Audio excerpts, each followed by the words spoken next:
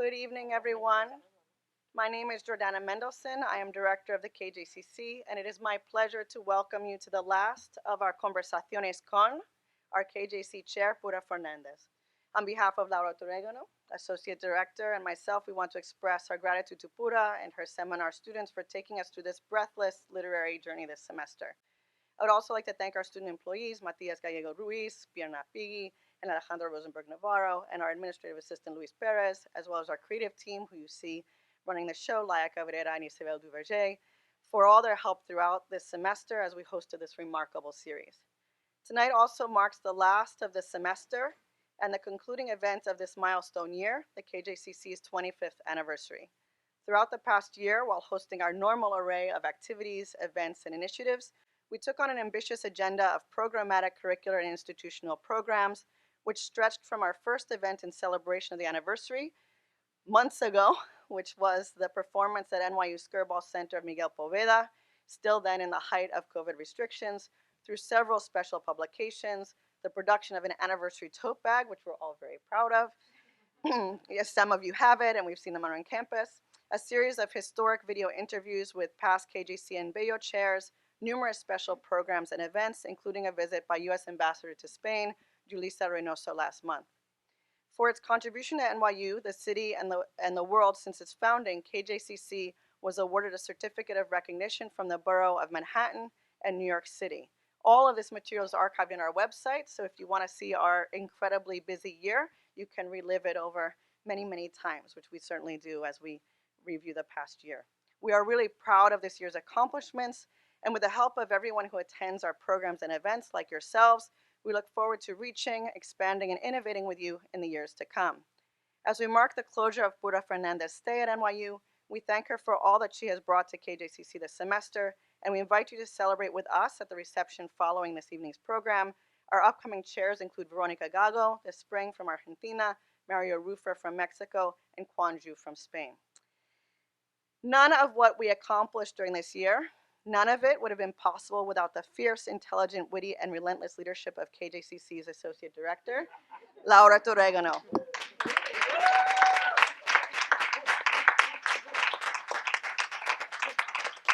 I'll just emphasize that again, none of it. It is impossible to encapsulate all that Laura does for the center. If you can think it, she does it, and does it flawlessly, including taking on the mantle of acting director several times over the past years. Laura has dedicated 19 years of her professional life to the center, and it is no exaggeration to say that the center is what it has become today because of her. She has been a partner to me since I became director in fall 2020, and whether I say it out loud or not, she is the reason why so much of what we do here works as beautifully as it does. She is the heart, soul, and backbone of the KJCC. We are all indebted to her for the many ways she has shaped and guided the development of the KJC since her arrival at NYU. Please join me in recognizing Laura for all that she has done, not just this year, but every year, so that the rest of us may enjoy incredible conversations in community as we will tonight.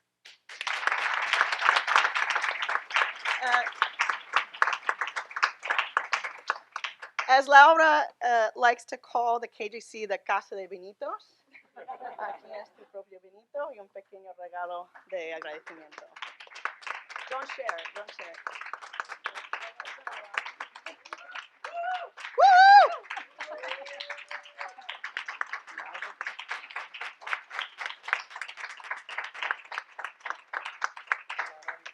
¿Quieres decir algo? No, bueno, no necesariamente, pero no me lo esperaba, claramente, porque me he quedado un poquito congelada. Bueno, para mí ha sido un placer, han sido 18 para 19, empezando el 19 ya en enero. Ha sido una trayectoria espectacular lo que hemos hecho aquí. Lo he hecho con todo el amor, el deseo por compartir, por todo lo que ofrece España y Latinoamérica a nivel académico, a nivel cultural. Por vosotros, os agradezco toda la asistencia que habéis estado teniendo, no solo en esta serie, sino durante todos estos años. Y bueno, no tengo tampoco más palabras que decir porque es mi trabajo y lo hago con mucho gusto y me encanta que mi trabajo sea reconocido. Así que muchísimas gracias.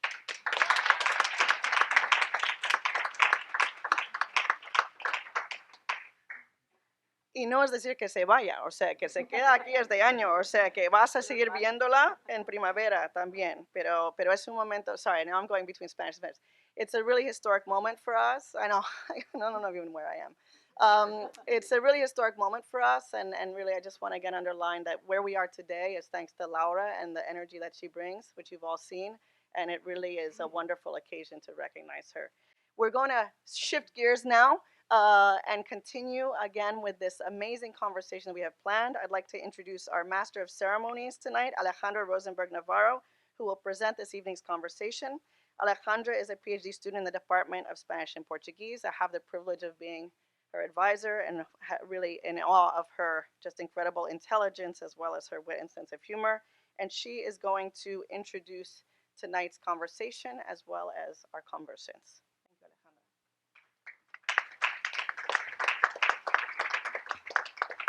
Bueno, es un placer para mí presentar la última sesión de este programa tan maravilloso que hemos recorrido gracias a la curaduría de Pura Fernández. Gracias, Pura, y qué honor es poder finalizarlo contigo, con Sara. Es aquí. Sara Mesa es escritora española con 7 novelas y 3 libros de cuentos publicados. No voy a leer su biografía porque la tenemos aquí, pero las que la hemos leído sabemos que su escritura directa, punzante, nos revela las grietas de lo cotidiano, nos confronta con nuestras realidades y las memorias que hemos elaborado sobre ellas. Gracias, Pura. Ay, perdón. Gracias, Sara, por estar aquí hoy con nosotras. Y quería introducir brevemente a Pura Fernández, investigadora y profesora del CSIC. Hemos tenido el privilegio no solo de tenerla en el centro organizando estas jornadas, sino impartiendo su seminario. Pura, como sabéis, investiga redes y diálogos de y entre mujeres, pero su trabajo no se queda en lo teórico. Esto va a sonar muy cursi, pero es verdad. Pura ejerce a diario una práctica feminista. Construye y establece redes de y entre mujeres, actuando ella misma como nexo e impulsora de estas redes. Los últimos meses han sido muy intensos para mí en el cruce de las realidades del cuerpo y de mi propio trabajo académico, y ha sido fundamental poder trabajar con Pura y tenerla tan cerca como mentora y como guía. Gracias, Pura, por tu cariño, por ser un modelo para mí y por ser tan maravillosa en el apoyo que nos das a todas. En nombre de todas las que trabajamos en el KJCC, muchas gracias por estar aquí con nosotras y ha sido un placer tenerte tan cerca. Gracias.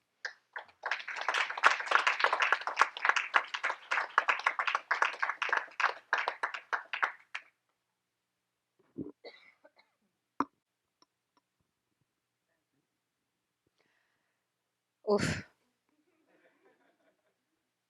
Claro, empezar así, bueno, lo primero, el más sentido y sincero agradecimiento.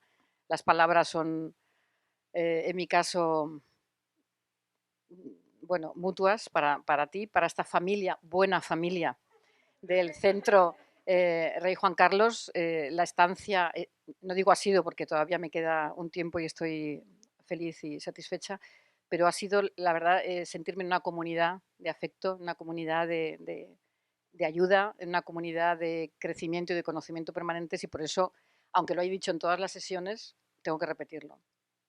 Muchísimas gracias a todo el equipo, muchísimas gracias a Jordana, muchísimas gracias a Laura, muchísimas gracias a Alejandra, a todos los estudiantes y estudiantes del seminario, a Luis también, a Isabel. Lo repito, de verdad, es una enorme familia, una gran comunidad, todos los que nos habéis estado siguiendo durante estas jornadas y que seguís aquí fieles. Y siento la sentimentalidad, de verdad, Sara, que teniendo en cuenta el ambiente que generalmente gesta tus novelas, ¿no? Pero bueno, me ha llegado al corazón. Muchísimas gracias. Bueno, este era el toque personal, porque efectivamente se ha generado una comunidad de afectos y una gran red aquí.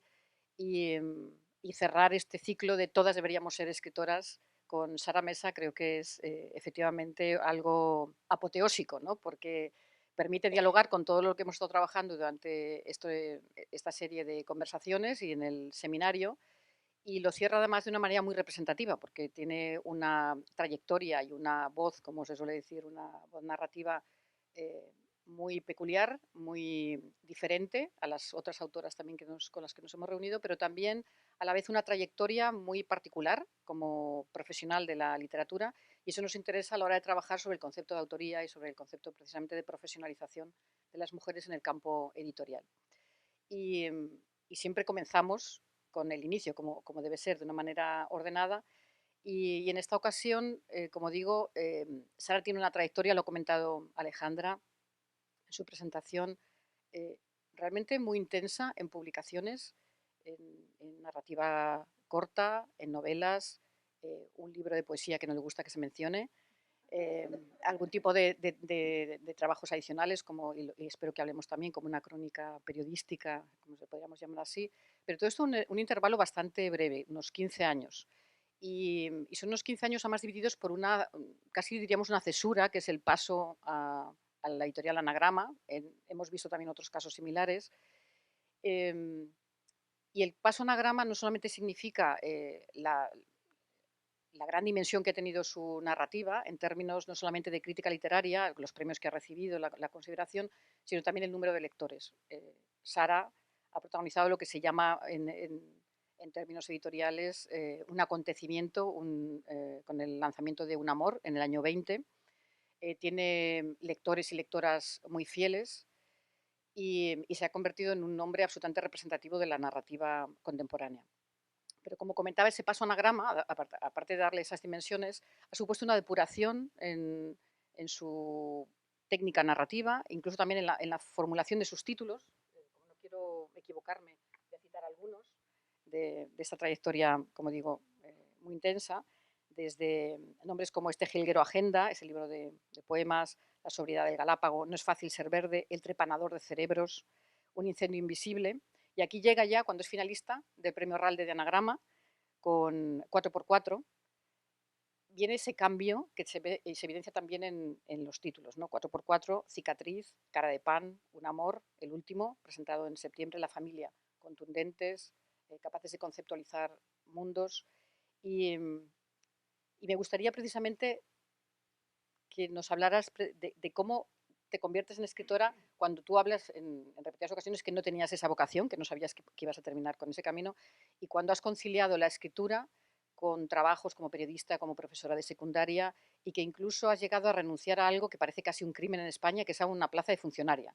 Es decir, una plaza para toda la vida, un trabajo con la administración, por la incertidumbre, en muchas ocasiones la precariedad, la inestabilidad que supone la literatura, y sin embargo ha sido una decisión totalmente meditada y en la que estás ahora, en un mundo literario en el que tampoco formas parte de estos grupos de escritores y de escritoras que tienen mucha presencia pública. La tienes a través de tu obra, pero no en las redes, no en los talleres de escritura, no en los espacios de sociabilización habituales de los escritores. Entonces, ¿cómo se llega a esa vocación a partir de los 30 años y cómo se construye esa trayectoria hasta llegar al punto en el que te encuentras, ¿no? Y muchísimas gracias, Sara, porque ha hecho un esfuerzo enorme por venir, está en plena promoción y hay que agradecerle desde luego el esfuerzo y la presencia y también la asistencia a un seminario que fue espléndida sobre técnica narrativa, sobre procesos de escritura. Bueno, muchas gracias. Muchas preguntas me ha hecho, ¿eh?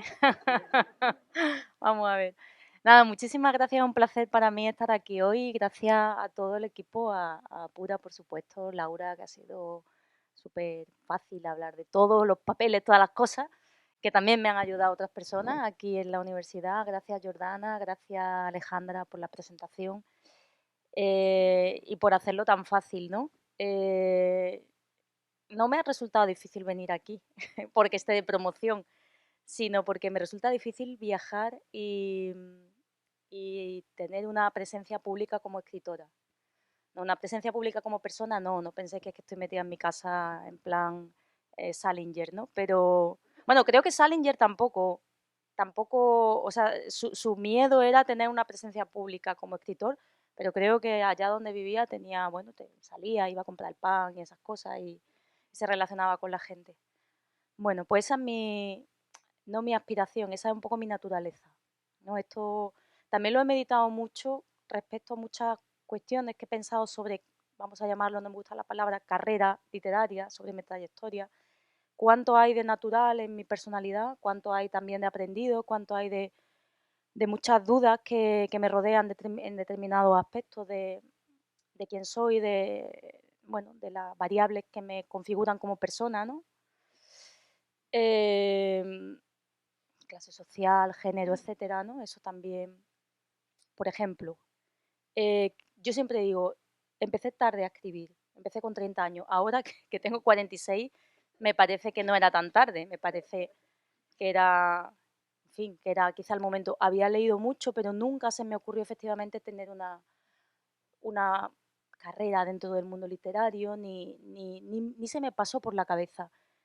Quizás que en mi entorno tampoco había referentes, no solamente hablo, por ejemplo, de escritoras mujeres, lo que se enseñaba en aquel tiempo, ¿no? En el bachillerato, etcétera, sino incluso en mi entorno social, ¿no?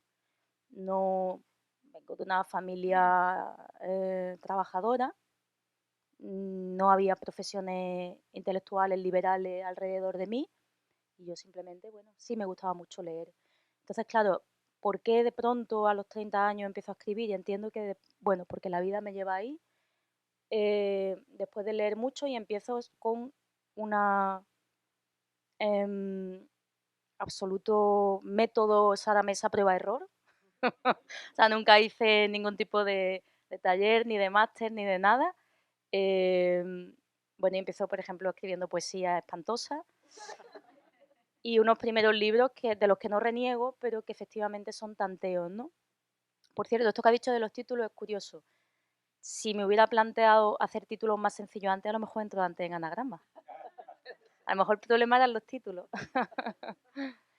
No sé, bueno, yo los primeros libros que publiqué se publicaron en editoriales muy pequeñas y prácticamente pasaron desapercibidos, pero para mí estaba bien, porque como yo partía de una aspiración nula, el mero hecho de que, bueno, no sé, cuando fui a publicar un libro, se lo dije a mi entorno, voy a publicar un libro.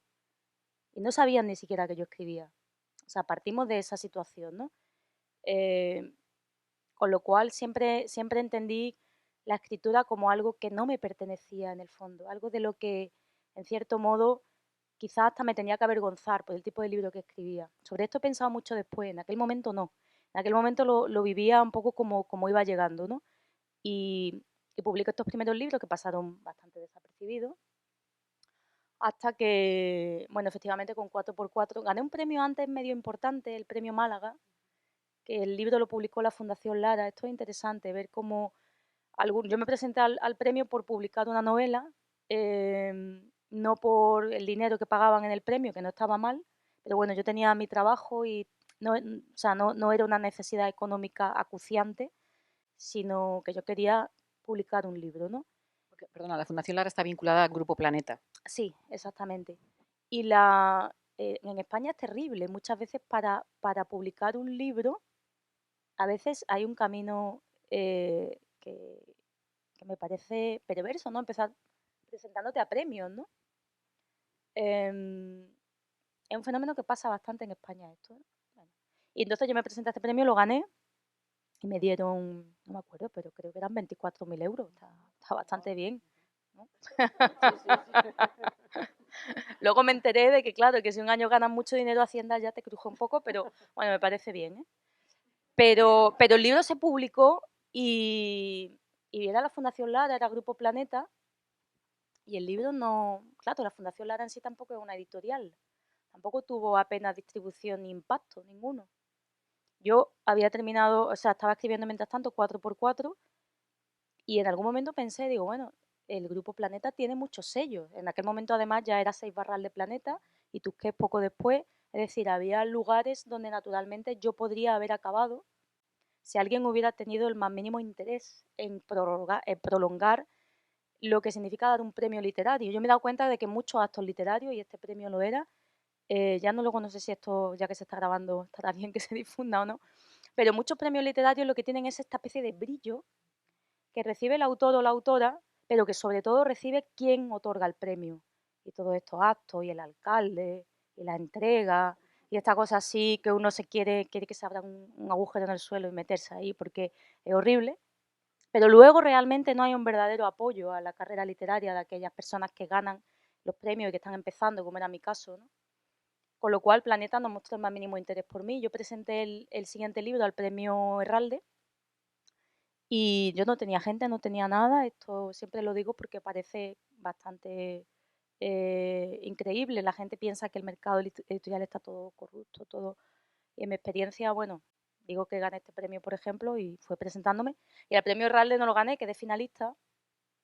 Y efectivamente eso cambió bastante las cosas, ¿no? Ya me he quedado en Anagrama, donde me encuentro bastante cómoda. Yo cuando entré estaba todavía al mando Jorge Herralde, el mítico editor, ¿no? Pero al poco tiempo entró Silvia Sesé, que es la editora actual. Bueno, Jorge Herralde sigue siendo director literario. Esto que se está grabando, tengo que decirlo, porque si no diría, que no me he muerto. pero, pero bueno, está Silvia Sesé ahora, con la cual tengo también muy buena relación. Y es un sitio donde me encuentro muy cómoda porque respeta mucho mi persona, por supuesto mi obra, ¿no? Pero mi personalidad a la hora de enfrentarme a la escritura, ¿no? No he recibido ninguna presión nunca acerca de nada. Y eso es algo que yo agradezco mucho. Yo sé que, por ejemplo, he estado viendo la conversación que tuviste aquí con Cristina Morales, a la cual admiro como escritora sin duda. Me parece una persona brillante y lectura fácil, y sus novelas sobre Santa Teresa son alucinantes, o sea, queda esto dicho. Pero ella habla mucho de las violencias editoriales y meten en el mismo saco situaciones muy diferentes. Yo no podría hablar en ningún caso de violencia editorial, aunque a veces también pienso y digo, a lo mejor yo es que estoy adocenada, no soy lo suficientemente rebelde, no lo sé, pero sinceramente no me he encontrado nunca en el mundo editorial, en Anagrama, en una situación en la que me hayan dicho que haga algo que yo no quiera hacer, ¿no? Y eso sí me consta que otras editoriales sí me lo dirían, ¿no? Tipo, no sé, promociones salvajes de viajar mucho o entrega de una novela en un plazo determinado o incluso intervención en el cuerpo de la historia, ¿no? A mí nadie me ha dicho nunca nada, ¿no? Y, y ya está, entonces yo estoy muy agradecida, me siento también muy afortunada por estar donde estoy. Y lo he dicho siempre, digo, he tenido mucha suerte, ¿no? He tenido mucha suerte porque me parece, conozco un montón de gente que escribe, hablo, por ejemplo, de escritores españoles y escritoras españolas, que son muy buenos y que no están en editoriales potentes y que les cuesta mucho trabajo publicar y que no son apenas leídos. Y yo tengo un montón de lectores. Entonces yo de pronto digo, me siento culpable, que estoy haciendo mal, ¿no? Claro, luego también a veces pienso, porque siempre he dicho, tengo mucha suerte, hay que reconocer el privilegio que se tiene, que me parece importante. Pero a veces también, como ya tengo un cierto nivel de lectores, también ya me están saliendo mis haters. Que toda persona y toda mujer que ocupa un lugar, digamos, en el debate público, en el espacio público, va a tenerlo seguro. Y yo también los tengo, ¿no? Entonces es un poco como una acusación de, fíjate, esta privilegiada, no sé qué, ¿no? En fin, lo que escribe es una mierda, bueno, vale. Pero luego digo, jo, yo he escrito un montón de libros. Es que hasta a mí misma se me olvida lo difícil que fueron estos inicios que os he contado, absolutamente pegando tumbos, probando sola, sin ningún tipo de apoyo, sin ningún tipo de confianza en mí misma, ¿no? Publicando muchos libros en lugares que no fueron leídos, que no fueron, ¿no? Y persistí y seguí y seguí. Y he escrito un montón de libros. Un amor fue un pequeño, digo pequeño porque no un bestseller al nivel de la literatura comercial, ¿no? Pero un libro que funcionó muy bien en España, pero yo ya había publicado en Anagrama 4x4, había publicado Cicatriz, había publicado Mala Letra, había publicado un montón de libros. O sea, no se puede tirar por tierra todo eso, y entonces me lo he dicho a mí misma, digo, a partir de ahora esto también lo voy a decir. O sea, son las dos cosas. Evidentemente hay una suerte. Bueno, la suerte primera, por ejemplo, es que yo mando, esto es muy curioso también, yo mando el libro 4x4 del Premio Herralde. Yo no sé si esto seguirá siendo así, no lo sé, pero en aquel momento, lógicamente, el jurado no leía todo. 2012, ¿no? 2012, exactamente. El jurado no leía... ¿2012 ya? Qué fuerte, 10 años. Espera que lo compruebe, pero Sí. sí, 2012. El jurado no lo lee todo, esto pasa por una preselección, entonces las editoriales tienen lectores que hacen ese trabajo. Sí. hubo un lector o lectora, no lo sé, he preguntado varias veces si pueden averiguar quién es, porque esta persona, en cierto modo, creo que me cambió un poco la vida, que hizo un informe absolutamente entusiasta del libro. Y eso sirvió para que el libro pasara a ser leído a la siguiente fase. Si por lo que sea ese libro, que en mis libros pasa mucho, hay gente que los odia y gente que le gustan mucho, ¿no? Si hubiera sido del lado de alguien que dice, vaya, esto es absolutamente impresentable, pues no hubiera entrado ahí, ¿no? A lo mejor más adelante, con otro título más corto, no sé. Bueno, ya está, no sé qué más contar. Respecto a esto que decía de cosas que reconsidero, lo de la presencia pública, digo, bueno, esto me pasa ¿por qué? Porque yo soy así o porque, como según dice, la vida me ha hecho así. No lo sé, pero al mismo tiempo yo no tengo especial interés en estar ahí todo el tiempo. Yo realmente lo que quiero es estar escribiendo y vivir de la escritura y, y punto. O sea, esa es mi aspiración. No quiero, lo hablábamos el otro día en la cena, ¿no? De este fenómeno que ocurre continuamente, porque yo cuando voy a sitios voy a poco, pero cada vez que voy y en la mesa, bueno, cada vez no voy a exagerar, pero muchas veces cuando compartes espacio con escritores hombres, normalmente escritores mayores que tú, etcétera, se comen tu tiempo, no se dan cuenta, hablan y hablan y hablan y hablan y hablan, y tú te quedas allí, y yo llego, mi actitud, pues habla, ¿sabes? Yo no me voy a pelear por hablar, habla tú, yo no quiero hablar, yo ya escribo, ¿no? Pero a veces dudo, también lo hablábamos, digo, y eso a lo mejor sí tendría que protestar. Entonces, bueno, yo todo el tiempo dándome caña, como veis, un poco dándome caña. Llego, no sé qué, igual, me va bien en los libros, o sea, empiezo a vender de pronto y digo, jolín, estoy vendiendo mucho, ¿qué estoy haciendo mal? O sea, hasta que estoy entregando aquí basura, ¿no? Porque siempre se nos ha metido en la cabeza que lo que se lee mucho, lo que se vende mucho, es basura, ¿no? Entonces, dudas de ti mismo siempre, ¿no? De ti misma siempre. Y lo de tengo que decir que yo estoy en excedencia, ¿eh? Yo todavía soy funcionaria. Dentro de 7... Por si acaso, ha sido Sí, prudente, ¿no? pero es curioso esto, es curioso esto. Yo, bueno, he sido prudente, es que se puede hacer. Dentro de 7 años tendré que elegir y ya, pues, si las cosas van como yo espero, mi elección será clara. No quiero volver a trabajar en otra cosa que no sea escribir, porque se nota mucho en muchos niveles personales, por supuesto, pero creo que al nivel de escritura también, también. Esto es muy frecuente, la mayoría de los escritores y escritoras, incluso aquellos que están en editoriales, digamos, potentes, compatibilizan, con patas, ¿lo he dicho bien? Sí, perfecto. Compatibilizan, es que esto de Nueva York ya. Eh, su escritura con otros trabajos, ¿no?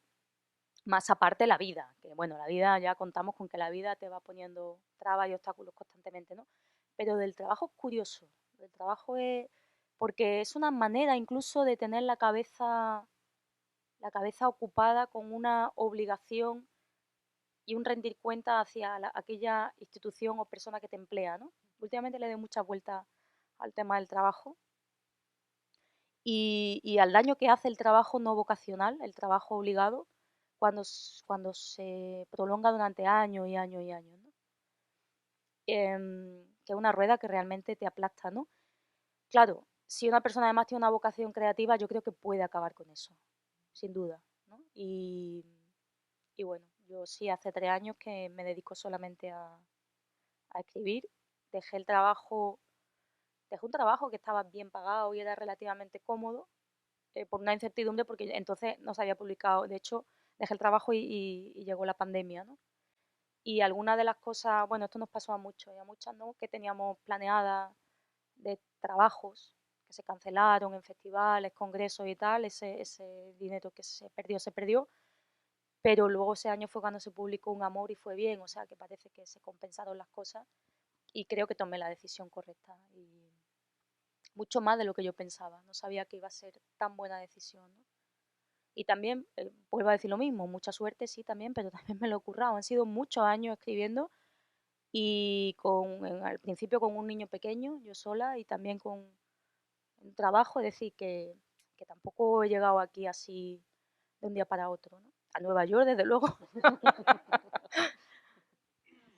por ejemplo, ¿no? Si a mí me hubieran dicho, bueno, no, te va a invitar a una universidad de Nueva York para que hables allí. Es más, tus libros van a estar traducidos allí, que están, ¿no? Como en otros muchos países, pues no me lo hubiera creído. ¿No?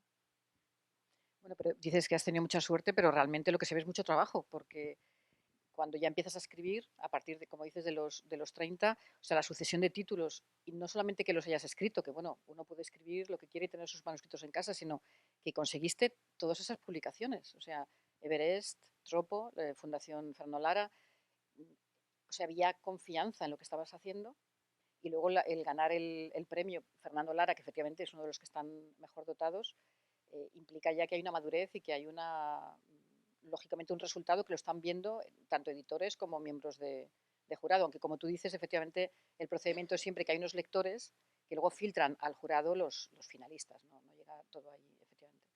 Y has comentado algo que efectivamente forma parte de la especificidad del mercado editorial español y son los premios literarios. Creo que es el país que tiene más premios literarios no solamente de Europa, sino del mundo. La cantidad es increíble. Y, y en tu caso sí que se ve que o sea, ha sido una vía para llegar a donde querías llegar o donde deberías llegar, ¿no? Por parte de una fundación que está vinculada quizá a un sello más comercial, y otra es al llegar a Anagrama. Cuando comentabas lo de las violencias editoriales, que es un tema también muy polémico, bueno, yo también soy editora y efectivamente una intervención en un texto puede ser una sugerencia para mejorarlo o puede ser una sugerencia para aclararlo sencillamente, ¿no? O para matizar. Cuando tú trabajas con tus manuscritos, ¿trabajas directamente en este caso sería Silvia Sesé, tu editora, o en los casos anteriores, has trabajado en combinación con editores, con editoras, te has enriquecido, dejas el manuscrito leerlo previamente por alguna persona de confianza? O sea, ¿cuál es el proceso cuando tú consideras que ya está maduro el trabajo? ¿O va y viene con la editorial? ¿Va y viene con la editorial? ¿Te refieres que depende de con qué editorial o...? No, Ah, hay gente vale. que entrega un original, el original viene con comentarios, lo sigue trabajando hasta el final, incluso hay personas que trabajan casi cuando hay una segunda edición retocando manuscrito, o consideras que cuando ya lo tienes está ya cerrado para publicar. O sea, ¿cuál es ese proceso de Bueno, escritura yo editorial? primero voy a esto que comentaba de los premios. Es curioso porque efectivamente los premios para mí fueron premios pequeños, el premio Tritoma, que dejó de existir, cosas así, ¿no? Con este publiqué el de Everest. Otro premio de la Diputación de Badajoz, premios pequeños, pero eran premios que tenían publicación de libro, ¿no? Cuando yo entré en Anagrama, yo he dejado de presentarme a premios. Yo no me he vuelto a presentar ningún premio. He ganado algún premio, pero son premios a los que no te presentas, que te lo dan porque escribiste un libro y una institución, el ojo crítico, que normalmente no es dinero. O sea, fijaos lo que es la cosa, ¿no? Libros que ya están publicados y yo qué sé, la Radio Nacional de España, pues el ojo crítico, el premio... Tuviste el de los libreros, ¿no? El de los libreros. Que ese es realmente muy destacado, Sí, porque sí, son los no, que recomiendan, son prescriptores. Claro, ¿no? Son premios a nivel, digamos, no sé, que no me sale la palabra, ¿verdad que también? Simbólicos, ¿no? Sí, Premios no, de pero a nivel personal también son muy estimulantes, muy reconfortantes, ¿no? Porque es como un reconocimiento a algo que ya existe. Y son premios que no tienen dinero ni nada. A mí es que no me interesan los premios porque los premios, lo que he dicho antes, tienen el premio normalmente, muchas veces tiene un brillo falso, ¿no? Y, hombre, claro, hay todo tipo de premios, pero bueno, no sé, lo mismo mañana me presento al Planeta. No, pero un brillo, que Lo dudo mucho, con 24.000 lo dudo mucho, euros. pero acordaréis de esto cuando veáis las noticias. Mira la que decía. Es el mejor dotado de los premios que existen en el planeta. Sí, lo que pasa, a ver, yo no sé, hablado de las violencias editoriales, digo que yo no las he vivido, pero yo creo que al Planeta, a mí no me podían dar un Planeta con el tipo de libro que yo escribo. Lo dudo mucho, mucho. Si a mí me dicen que me van a dar el Planeta y me dejan absoluta libertad para escribir el libro que yo quiera, pero lo dudo tanto que yo no sé, no vamos a la vista de los títulos que hay. Hubo un año raro, ¿no? El año que ganó Javier Cerca y quedó finalista Manuel Vila. Fue raro porque te pueden gustar más o menos, pero son escritores literarios, no periodistas ni presentadores de televisión. El Planeta lo ha ganado No, gente tan diversa como Cela. O sea, antiguamente claro, sí, claro, no, me refiero a los últimos, no sé, 20 años.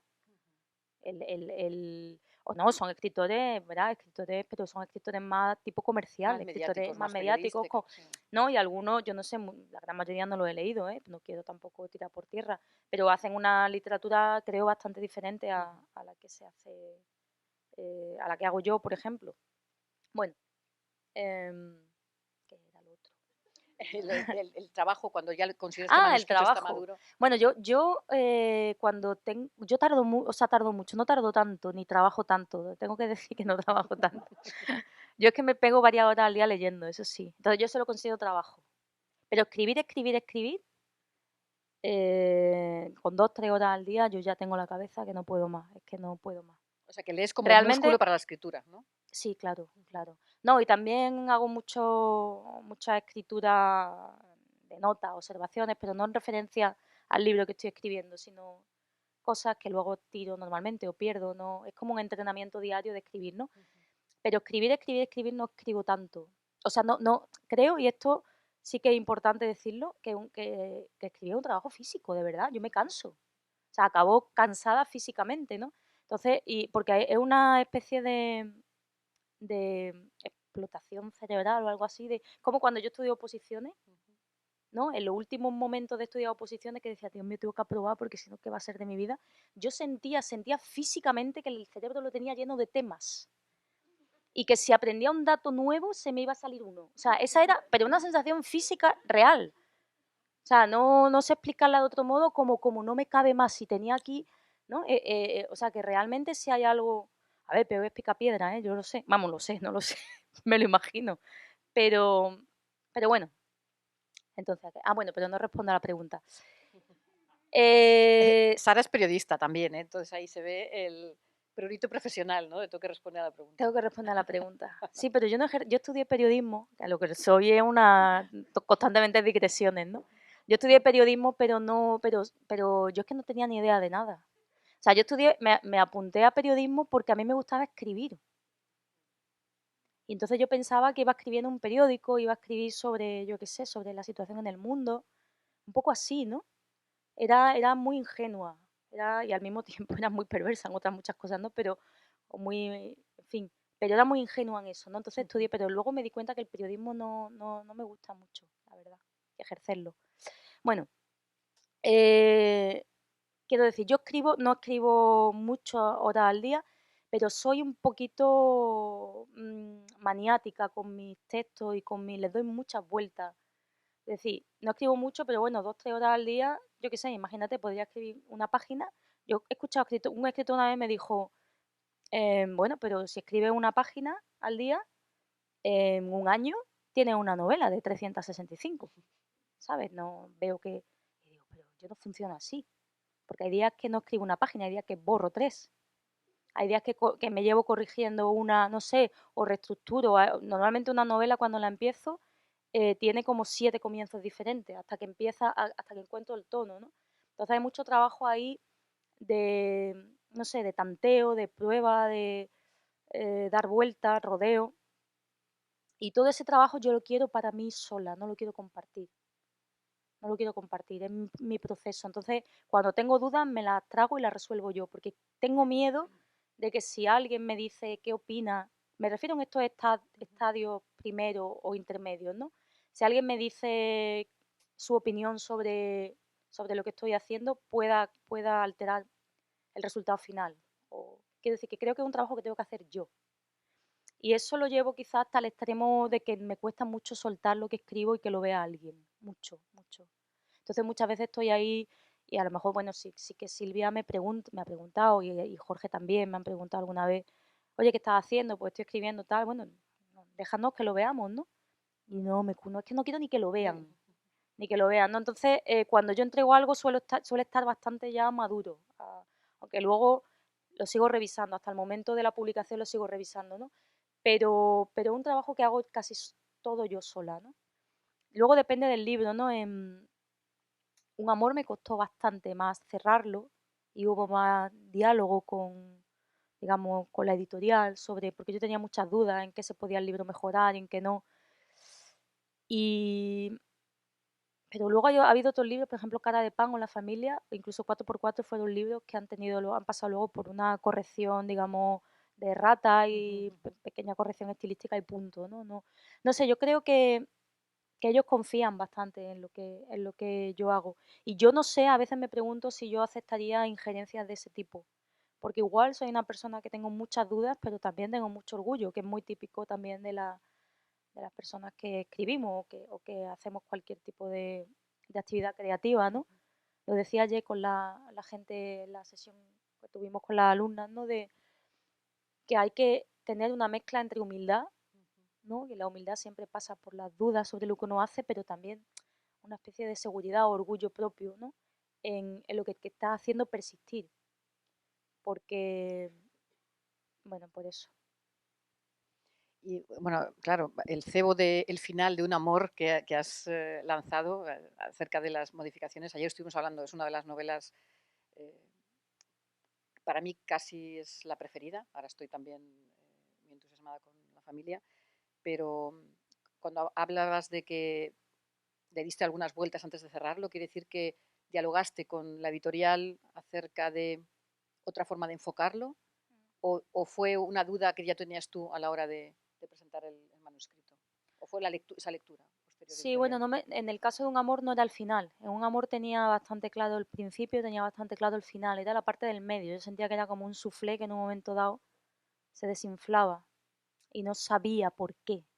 Si habéis hecho alguna vez un bizcocho y no sube, y dices, ¿tú cómo arreglo esto? Y empiezas a echarle cosas, abre el horno. No puedes, tienes que empezar de nuevo. No, de hecho, empecé de nuevo a escribir la novela otra vez.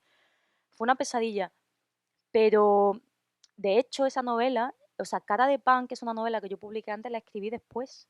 Porque es una cosa que no me había pasado nunca. Me atasqué tanto y la novela estaba prácticamente terminada que digo, no puedo seguir dándole vuelta a esta novela porque ya no tengo perspectiva, la estoy estropeando. O sea, es previa Sí, es a previa. Cara de Pan. Sí, y luego escribí Cara de Pan, que me salió bastante rápido y un poco me sirvió también para desatascar, ¿no? Cara de Pan es una novela más corta, con una, bueno, en fin, es diferente y la escribí, no tuve esas dudas, no digo que sea mejor ni peor, pero era el tipo de libro que yo quería escribir. Muchas veces uno no, acabas contenta con un libro no porque piense, wow, qué gran libro he hecho, no, sino porque más o menos el resultado se ajusta a aquel plan previo que tenías en la cabeza, ¿no? Y tienes la sensación de que has llegado a hacer lo mejor que podías hacer eso. Pero con Un amor me pasaba que yo no sabía que fallaba ahí, ¿no? Y tardé casi, bueno, luego la revisé, arreglé la parte central, creo. Pero es terrible esto de escribir. Lo más difícil para mí de escribir es detectar dónde falla el texto. Dónde falla, porque tú lo notas. Hay el olfato te dice, esto no, pero no sabes por ¿Y lo qué. confirmó la editorial? Sí, no, la editorial tenía la misma percepción, pero tampoco sabían decirme dónde había que echar la sal o la La harina o... levadura. No, no, no. Y luego realmente tampoco sé si lo conseguí, ¿eh? Pero ya hubo un momento que sí, no hablo de presión editorial, vuelvo a eso, ya hubo un momento que sí que me dijeron, mira, suelta el libro ya. Nunca, nunca vas a estar contenta con este libro. De hecho, no estoy contenta con ese libro, salvo porque me ha dado mucha seguridad financiera para los próximos años de mi vida, ¿no? Que además se va a hacer una película y se ha traducido, es una cosa inexplicable para mí, también lo digo, ¿eh? Pero bueno. Entonces, a lo mejor precisamente el éxito está en lo fallido, para ti, Sí, ¿no? sí, no, total, lo digo siempre. Otro libro que considero fallido y que fue, digamos, el primero así que... Y se sigue vendiendo, Cicatriz. Cicatriz es un libro que supuso el despegue, digamos así, de conseguir más lectores y es un libro que está ahí y que a mí nunca me convenció. Y luego tengo mis hijos tontos, como yo digo, que es Mala Letra, por ejemplo, que es un libro que a mí me encanta y que ese libro, claro, es un libro de cuentos, pero Cara de Pan, que era algo más, como al ser tan corta, pues se considera, de hecho, por ejemplo, ese libro estuvo de finalista en el Premio de la Crítica y luego me contaron, alguien del jurado me dijo que, bueno, que sí, que la gente lo que decía era que, bueno, que vamos a esperar a que Sara escriba una novela más contundente, más, porque los géneros cortos tienen siempre Sí. ese estigma, ¿no?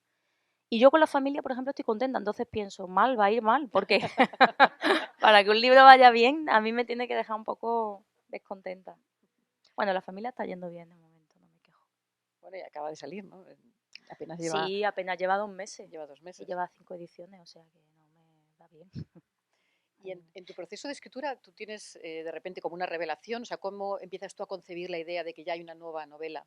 O que por lo menos tienes ya indicios de un nuevo argumento, porque parece como que las vas construyendo de una manera consecutiva, ¿no? No trabajas con ideas paralelas, no sé si los cuentos a lo mejor, pero con novelas a la vez no. ¿Tienes una idea? ¿Parece algo...? Bueno, en la escritura no, la escritura suele ser un libro y otro libro y otro libro, pero a nivel construcción mental de relatos, creo que mi cabeza maneja varios hilos simultáneamente. Lo que pasa es que es un trabajo muchas veces casi inconsciente, diría, que se nutre mucho de mi experiencia vital y de cosas que observo y ah, no sé, para mí mi escritura tiene mucha relación con lo que es el entramado de la vida y la complejidad de la vida cotidiana, ¿no? Y entonces es casi como si yo estuviera haciendo anotaciones mentales todo el tiempo. Me di cuenta porque cuando de pronto cuaja y empieza a darle, ya adquiere solidez una idea para escribir un libro, es como si algo hubiera eclosionado, ¿no? Pero cuando me pongo a trabajar en serio sobre esa idea, me doy cuenta de cuánto trabajo previo había hecho yo sin ser consciente, ¿no? Y hay una idea que tomé del escritor uruguayo Mario Lebrero, que me gusta mucho, que decía que escribir no es sentarse a escribir. Y yo esa sensación la tengo, ¿no? Cuando me preguntan, ¿cuánto se tarda en escribir un libro? ¿Cuánto tardas en escribir un libro? Digo, a ver, en escribirlo, yo qué sé, escribirlo puede tardar 5 o 6 meses y luego corregirlo otros 5 o 6 y luego, no sé, no lo sé, 1 año, 2 años, pero no es cierto. Para mí escribir es una tarea que abarca más cosas, abarca lo que lees también, ¿no? Como he dicho antes, leer para mí es fundamental porque casi que notas cómo funciona las neuronas, la sinapsis, ¿no? Cómo se comunica una idea con otra, ¿no? Y cómo vas mezclando lo que lees con lo que te pasas, con lo que observas, con lo que te cuentan. Yo soy una constante esponja sin darme cuenta. Luego soy muy despistada y me pierdo y estas cosas, ¿no? Pero, pero no sé. Es que hay cosas, por ejemplo, que me di cuenta después de haberse publicado un libro. Me di cuenta, incluso por comentarios que hacen lectores, digo, "Jo, pero si es que aquí he metido un montón de cosas que yo no era consciente, que están de antes, que, no sé, temas recurrentes, no es una idea y luego un libro con otra idea diferente, no, es como, yo no sé, tiendo a pensar que mis libros dialogan mucho entre ellos, que hay una especie de territorio común, aunque cada libro sea diferente, hay como algo que de un libro se trasvasa a otro, ¿no? Y va germinando.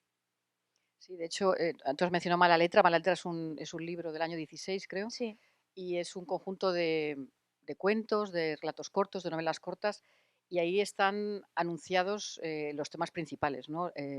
Estos seres completamente eh, aislados, incomunicados, es ese mundo, esa tensión ambiental que creas, que en eso es magistral lo que haces.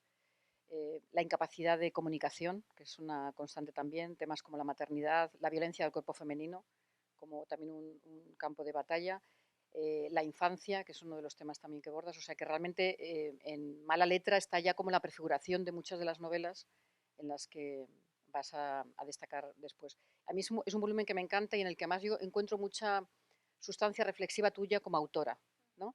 En la que hablas, pues eso, de la experiencia personal como fuente que nutre tu narrativa. ¿Cuánto hay de eso realmente? de la reflexión sobre la escritura, en la propia escritura, Sí, sobre tu experiencia vital sobre mi también, experiencia. sobre... Es que es curioso, bueno, en casi todos no lo sé, pero en muchos de mis libros em, hablo como si tuviera 1000. Bueno, tienes bastantes, la verdad, Sí, ¿eh? aparece gente que escribe, pero no son escritores profesionales. Aparece gente que escribe cartas, que escriben diarios, que se comunican con el mundo a través de la escritura, porque es lo que me pasa a mí. Ante esta pregunta siempre un poco difícil de responder que hacen los periodistas de por qué escribes, creo que la respuesta más aproximativa a la realidad en mi caso sería porque a través de la escritura llego a lugares que no llego de otro modo, ¿no?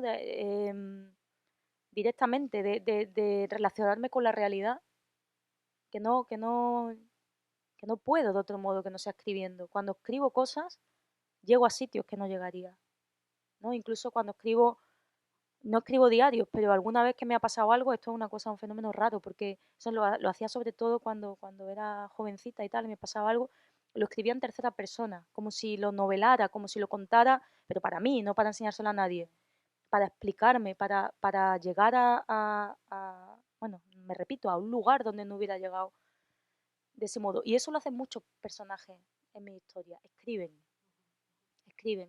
Y escriben como un modo de estar en el mundo, ¿no? Y muchas veces esa escritura les genera incomprensión y problemas. Ocurre en el diario de la niña de cara de pan, ¿no? Pero en mala letra ocurre, porque a mí me ha pasado. Es curioso, yo siempre pienso que en mi vida cotidiana, a lo mejor, bueno, a veces tengo miedo, a veces soy cobarde, no soy capaz de enfrentarme a situaciones, pero cuando escribo soy bastante valiente. De hecho, muchas veces yo, porque no suelo releer lo que escribo, pero hace poco estuve releyendo un cuento de mala letra que no recordaba bien y me sorprendió la cantidad de material autobiográfico que había ahí, que habían leído gente cercana, de que se me había olvidado y que yo lo había, o sea, es casi un proceso como inconsciente y que yo lo había puesto ahí sabiendo, bueno, sabiendo, sin calibrar el impacto o el daño que podía generar en terceros, ¿no?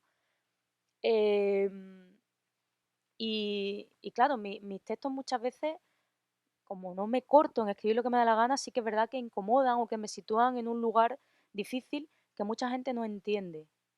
Porque es verdad que tengo lectores y lectoras muy fieles, que son una maravilla, la verdad. Ahora tengo que contar una cosa de esto. Pero también he recibido bastante reproches sobre las cosas de las que escribo. Em, y creo que muchas veces porque yo no voy contando mi vida, ¿no? Entonces, es como, bueno, ¿y tú por qué hablas de esto? Porque me ha pasado. ¿A ti qué más te da, no? Pero como lo hace a través de la escritura, creo que la ficción está en un momento ahora complicado, ¿eh? Lo siento de verdad, la ficción está en tela de juicio constantemente, y la ficción literaria más, ¿no? Se interpreta, no se sabe leer. O sea, se sabe leer, pero todo se interpreta o bien desde un punto de vista ideológico absolutamente superficial, esto es muy frecuente ahora, y se dejan fuera todos los matices que tienen que ver con la fantasía, con la imaginación, con la ironía, con la provocación, ¿no? Entonces los textos, si te sale un poco del discurso oficial, los textos resultan polémicos.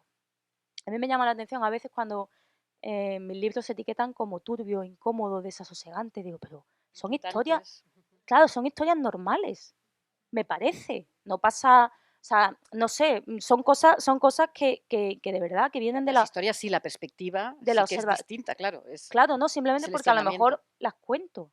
Pero de verdad, estas cosas, este realismo costumbrista que narra la vida de la clase media burguesa, tan frecuente en las narrativas en español, y supongo que también en la que no está en español, eso sí que es ficción, eso sí que no existe. Esas parejas que se hablan como las series de televisión malas, no ocurre así. La gente tiene secretos, la gente tiene miedo, la gente tiene deseos frustrados, ¿no? La gente está aterrorizada, estamos normal. Si es que el mundo es muy difícil, es muy complicado, ¿no? Y yo cuento esas cosas, ¿no? Y las cuento desde lugares, hablábamos también ayer por ejemplo, un amor, de las cosas que la protagonista siente y hace, ¿no? Y que son, y han sido muy reprochadas hacia el personaje, cuando son cosas que luego hablas con la gente y la gente te las cuenta y pasan, ¿no? Sobre el deseo, ¿no? Sobre el deseo, por ejemplo, el deseo femenino, ¿no? O yo qué sé, sobre cualquier otra cosa, ¿no? Entonces, bueno, no sé, sí que me he encontrado en situaciones un poco de tener que rendir cuentas de por qué elijo esos temas, como si eligiera esos temas, bueno, como una manera de provocar o de plantear una tensión o de incomodar, ¿no? Y también a veces esto se da la vuelta, porque por ejemplo en la familia hay gente que a lo mejor no, pues, que yo qué sé, bueno, da igual, esta línea argumentativa se interrumpe, porque no.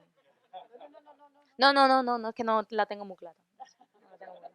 No, es que justo lo que estabas comentando en uno de los cuentos de mala letra, que como toda la obra de Sara yo recomiendo, pero como este es del año 16, quizá no esté en el objetivo de los lectores y lectoras de aquí, hay un cuento que se llama Mustélidos que parece que tiene, como digo, esa materia reflexiva sobre el proceso de escritura de una joven profesional que está viajando con un colega y que acaba de publicar su primer libro de cuentos. Y el colega se muestra como agresivo, está incómodo, desconfiado, porque ha leído algunos de los cuentos de su compañera y no los entiende. Y cree que hay un juego ahí simbólico en el que él queda excluido, se siente como excluido. Y se lo dice, le dice, él había sentido al leerlas, las historias, que se le escapaba algo, pero tenía la sospecha de que lo que se le escapaba no era nada claro, ni definido, ni siquiera voluntario. O quizá ella jugaba al juego de lo equívoco como un simple adorno para darse importancia. Ahora paso a unas líneas. Pero esto resultaba contradictorio. Si alguien lee los cuentos sin conocerte, supongo que encontraría algo coherente en ellos, un significado. Pero viéndote, es decir, a la autora, como mujer, como persona, viendo tu forma de ser, de hablar, de estar en el mundo, no sé, hay algo ilógico en tu escritura, algo que no encaja. Y todos esos personajes tan oscuros, tan turbios, todo el tiempo parecen amargados o tristes, o son directamente egoístas y se comportan con maldad. No hay compasión en ellos ni arrepentimiento.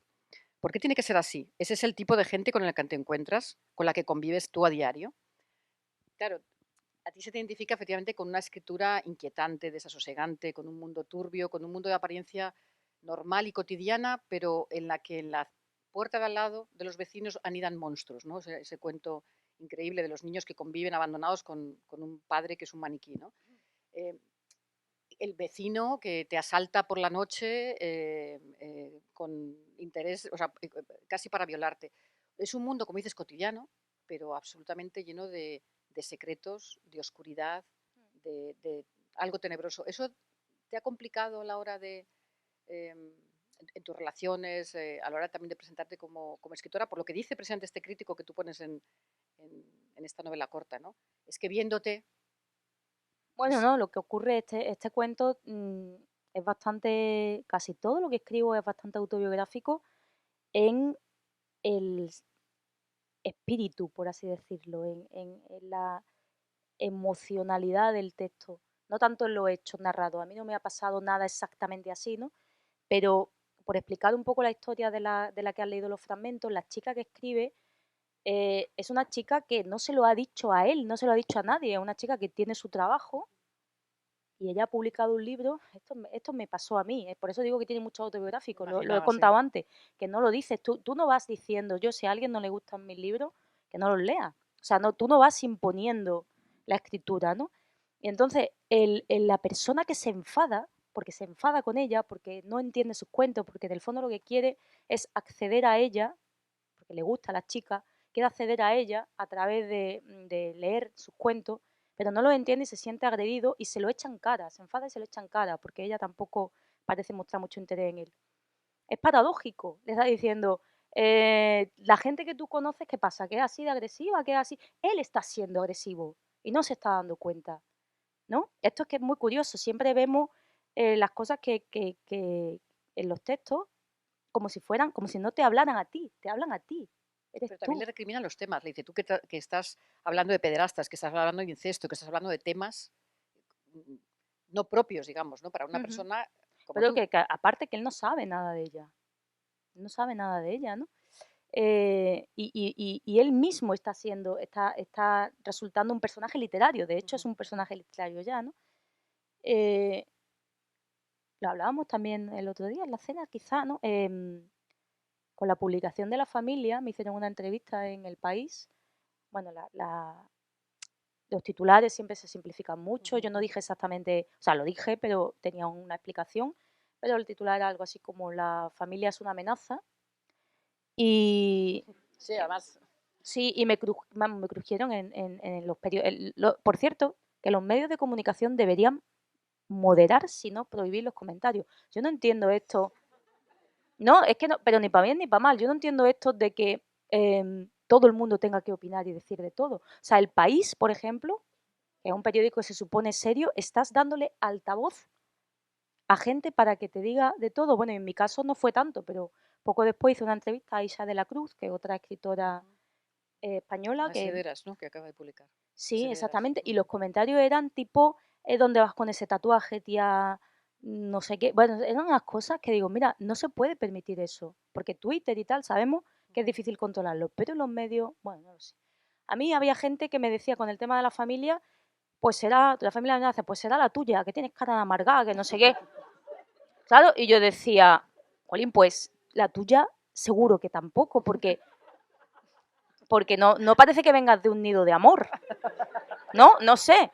Entonces, claro, es curioso cómo la gente que se enfada se convierten en personajes. También te dan materia de escritura, ¿no? Porque a mí me interesa mucho, en Un amor sale un poco, ¿no? Y por supuesto en Silencio administrativo, el ensayito este que has nombrado también, ¿no? Me interesan mucho los fenómenos de... ay, que no me sale el nombre, ¿cómo estoy, por Dios?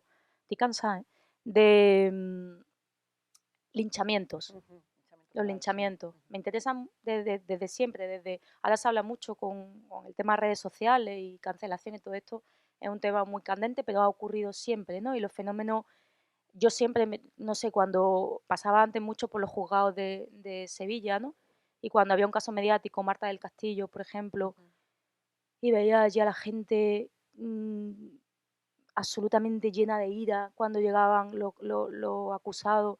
A mí estas cosas siempre me han impactado mucho, ¿no? Y la historia de las brujas de Salem y todo esto, ¿no?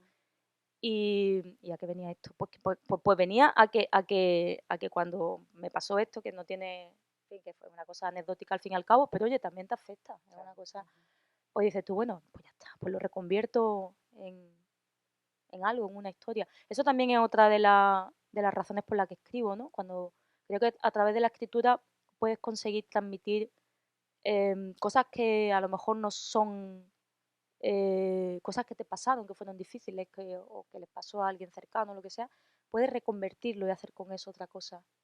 Al final también intento que mis libros sean productos estéticos, producto es una palabra rara, pero son creaciones estéticas, no busco contar una historia porque si buscara contar una historia, pues a lo mejor la contaba a través de otros canales o esa periodista que yo quería ser, ¿no?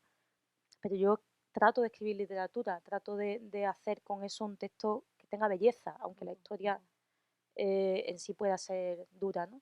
Pero insisto, las historias que yo cuento son historias bastante normales, lo que pasa que quizá desde donde se cuentan, la mirada con la que se cuentan es lo que las hace un poco extrañas en principio, ¿no? Pero no lo son, en realidad. En este cuento lo que le responde Nuria, que es la protagonista, le dijo que que ella se sentía todo el tiempo caminando en la cuerda floja. Insistió en las palabras todo el tiempo, continuamente dijo. Sentía que podía caerse, que podía resbalar, no resbaladizo, hacia uno u otro lado, caer en el vacío. Ni siquiera la opción de avanzar hacia adelante le daba la más mínima estabilidad, porque al final de la cuerda, al final de tanto esfuerzo, sabía que no había nada. El escape era justamente lo contrario, la escritura como desagüe. Conjuraba el peligro escribiendo sobre el peligro, dándole forma al horror, evitaba la realización del horror, escapaba. Sí, bueno, yo ahí, por ejemplo, no estoy de acuerdo con mi personaje. Por eso digo que mis libros, que mis historias son autobiográficas hasta cierto punto solo. No, yo no creo, o sea, yo no escribo para conjurar nada, ¿no? Eso sería un poco un pensamiento mágico, pensar que porque escribes de algo no va a ocurrir, ¿no? Y que estás bordeando algo y consigues que así no suceda. No, más bien al contrario. Bueno, no, al contrario sería que escribas para que ocurra, no.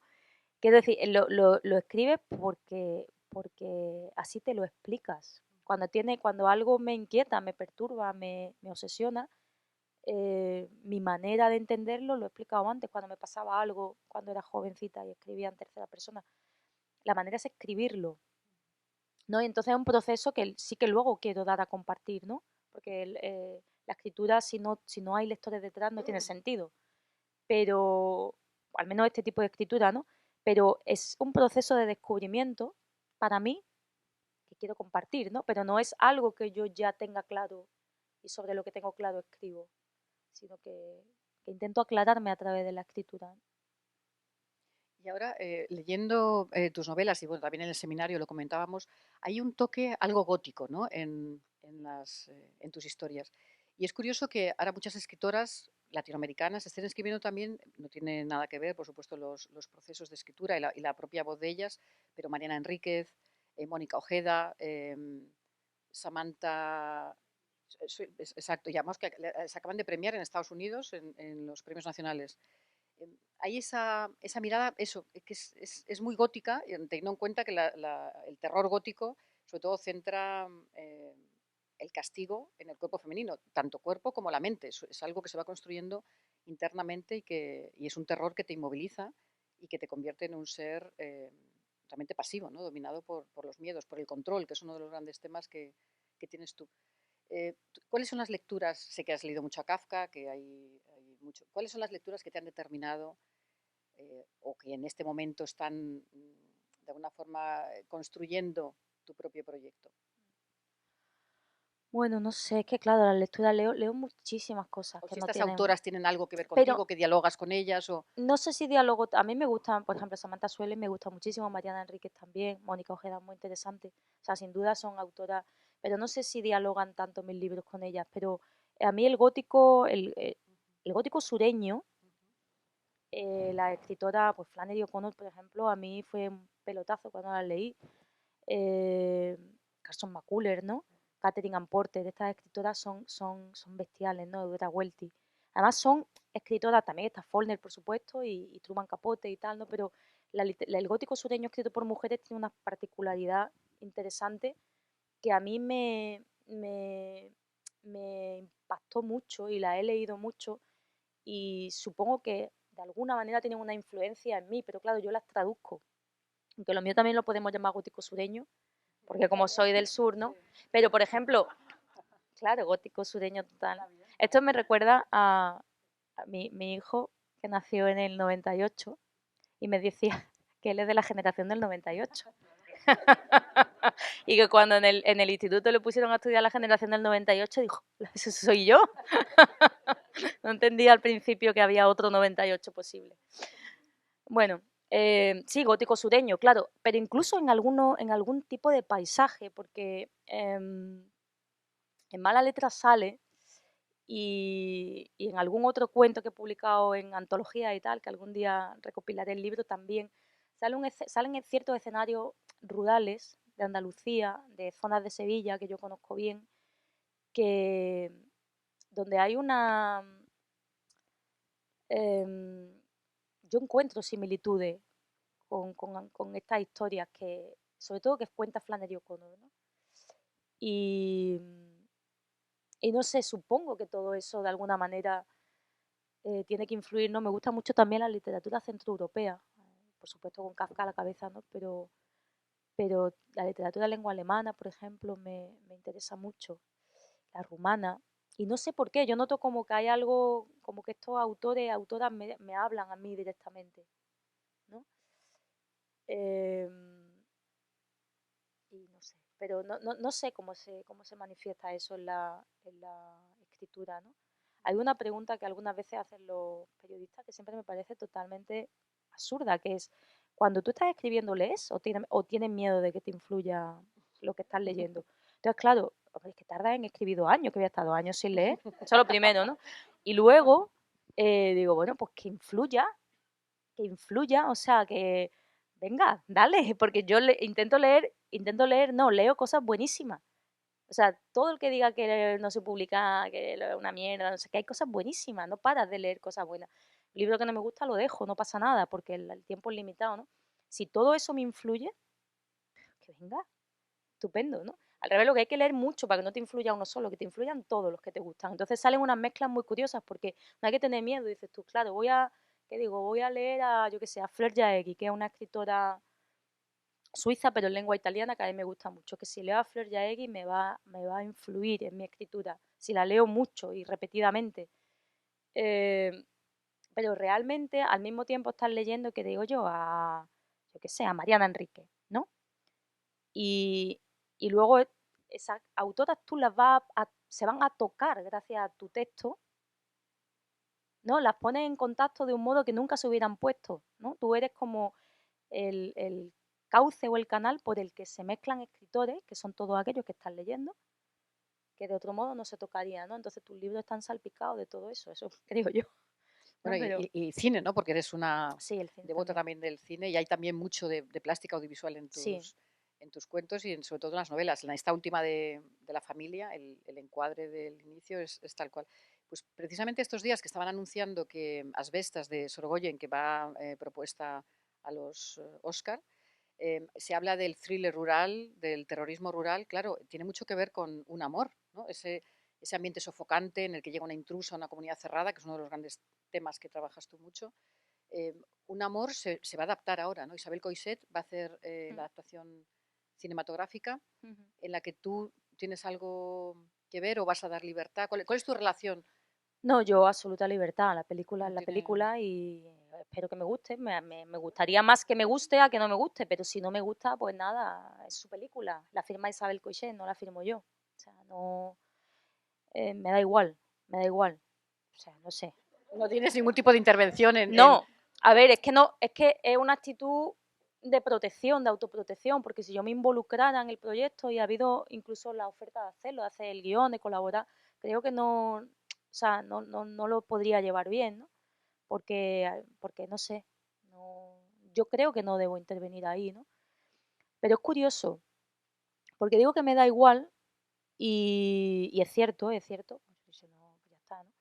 Pero por ejemplo, o sea, vuelvo al tema de Cristina Morales, lo que Cristina Morales con la adaptación de su libro Lectura Fácil, que se ha hecho una serie y tal, yo a ella la entiendo, yo a ella la entiendo. Y este argumento de, bueno, no, tú has vendido los derechos y no opines, es que no, tú has vendido los derechos, tú no has vendido tu opinión, ¿no? De hecho, me acuerdo en el contrato de adaptación de Un Amor, una de las cosas que ponía era como una cláusula, era un contrato muy largo, yo me lo leí sin entender gran cosa, pero me lo leí, pero una de las cosas que vi era como que la autora tendría de alguna manera que participar en algún momento en actos promocionales y tal, y dije, no, quita eso, porque si no me gusta, ¿sabes? Yo no voy a entrar, y luego, en este caso no voy a tener problemas, yo lo sé, incluso aunque no me guste, no voy a tener problemas porque ya está, no pasa nada.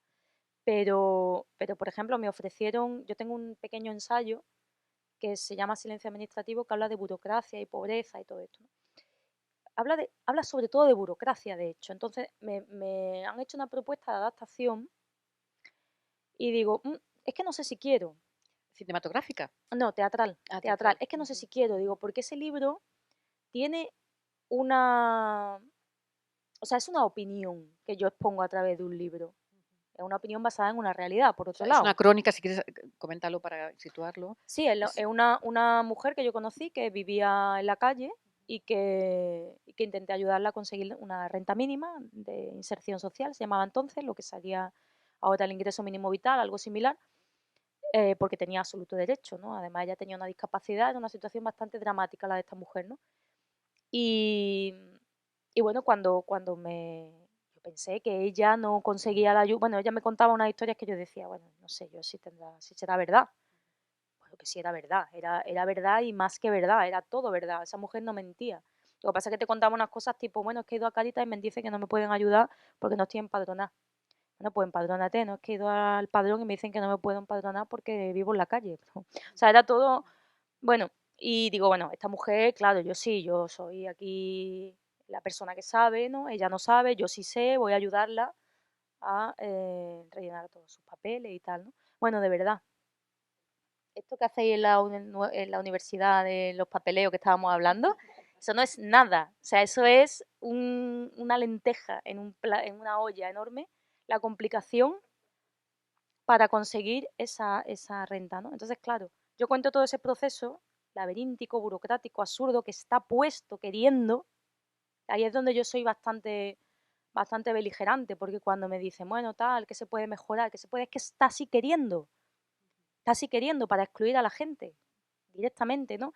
Y el gobierno ahora mismo se preocupa mucho por las clases medias, las clases bajas que le den directamente, ¿no? Entonces yo hablo en este libro de eso.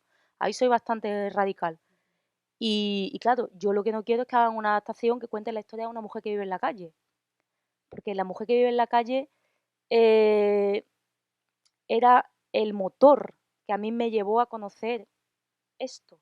Pero no es un libro sobre la pobreza. Yo cuando dicen que es un libro sobre la pobreza, es que no es un libro sobre la pobreza. Es un libro sobre la burocracia, sobre la crueldad y terrorismo burocrático, porque es terrorismo y la crueldad del Estado, ¿no? Del estado de bienestar. Entonces, claro, digo, aquí no me gustaría que dijeran, basado en una historia de Sara Mesa, y empiecen a contar la historia de la mujer que es muy trágica, en plan, no sé, en plan como se suelen tratar estos temas, ¿no? Entonces ahí, por ejemplo, cuando me llegó la propuesta entendí mucho a Cristina Morales, porque el libro de Cristina Morales es un libro que tiene un mensaje muy, muy claro. Un amor no tiene un mensaje muy claro, no lo tiene, y creo que la virtud del libro está en no tenerlo. Igual que la virtud del libro de Cristina Morales está en tenerlo, y la virtud de Silencio Administrativo está en tenerlo, porque cada libro, cada textura de cada texto conduce a un lugar o a otro, ¿no? Em, entonces esa es la cosa. Por cierto que Un amor se va a rodar en ¿Dónde? Porque es Cárdenas, bueno, en no es, una no es, no, no, Cárdenas localización no es. en un pueblo de La Rioja. Ah, de La Rioja. O sea, y encaja, vi la foto de la localización y encaja. Eso es también gótico, pero sureño no. Gótico riojeño. Bueno, pero siempre en general tus ciudades, Cárdenas, que ya ha desaparecido porque eso era una creación, una invención, y cuando te diste cuenta de que existía lo borraste, pero son siempre espacios muy inhóspitos, ¿no?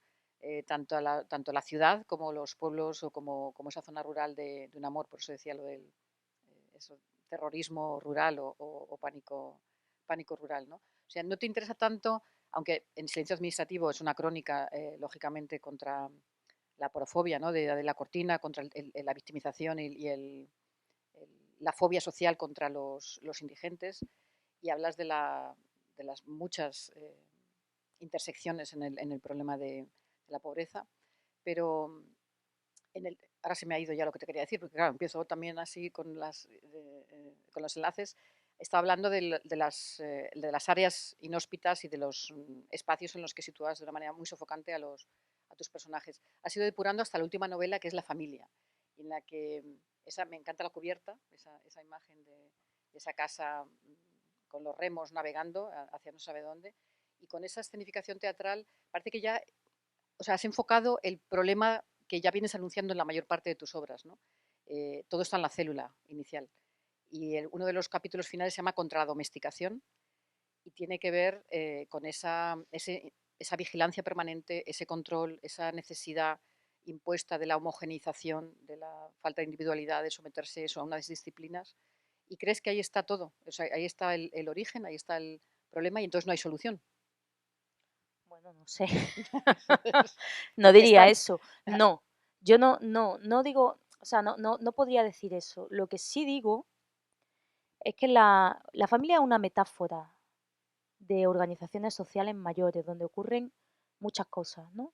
La infancia condiciona totalmente nuestra vida, eso está claro, pero bueno, puede haber familias, infancia confortables, no van a ser perfectas porque nunca lo son. Voy a comer el micrófono.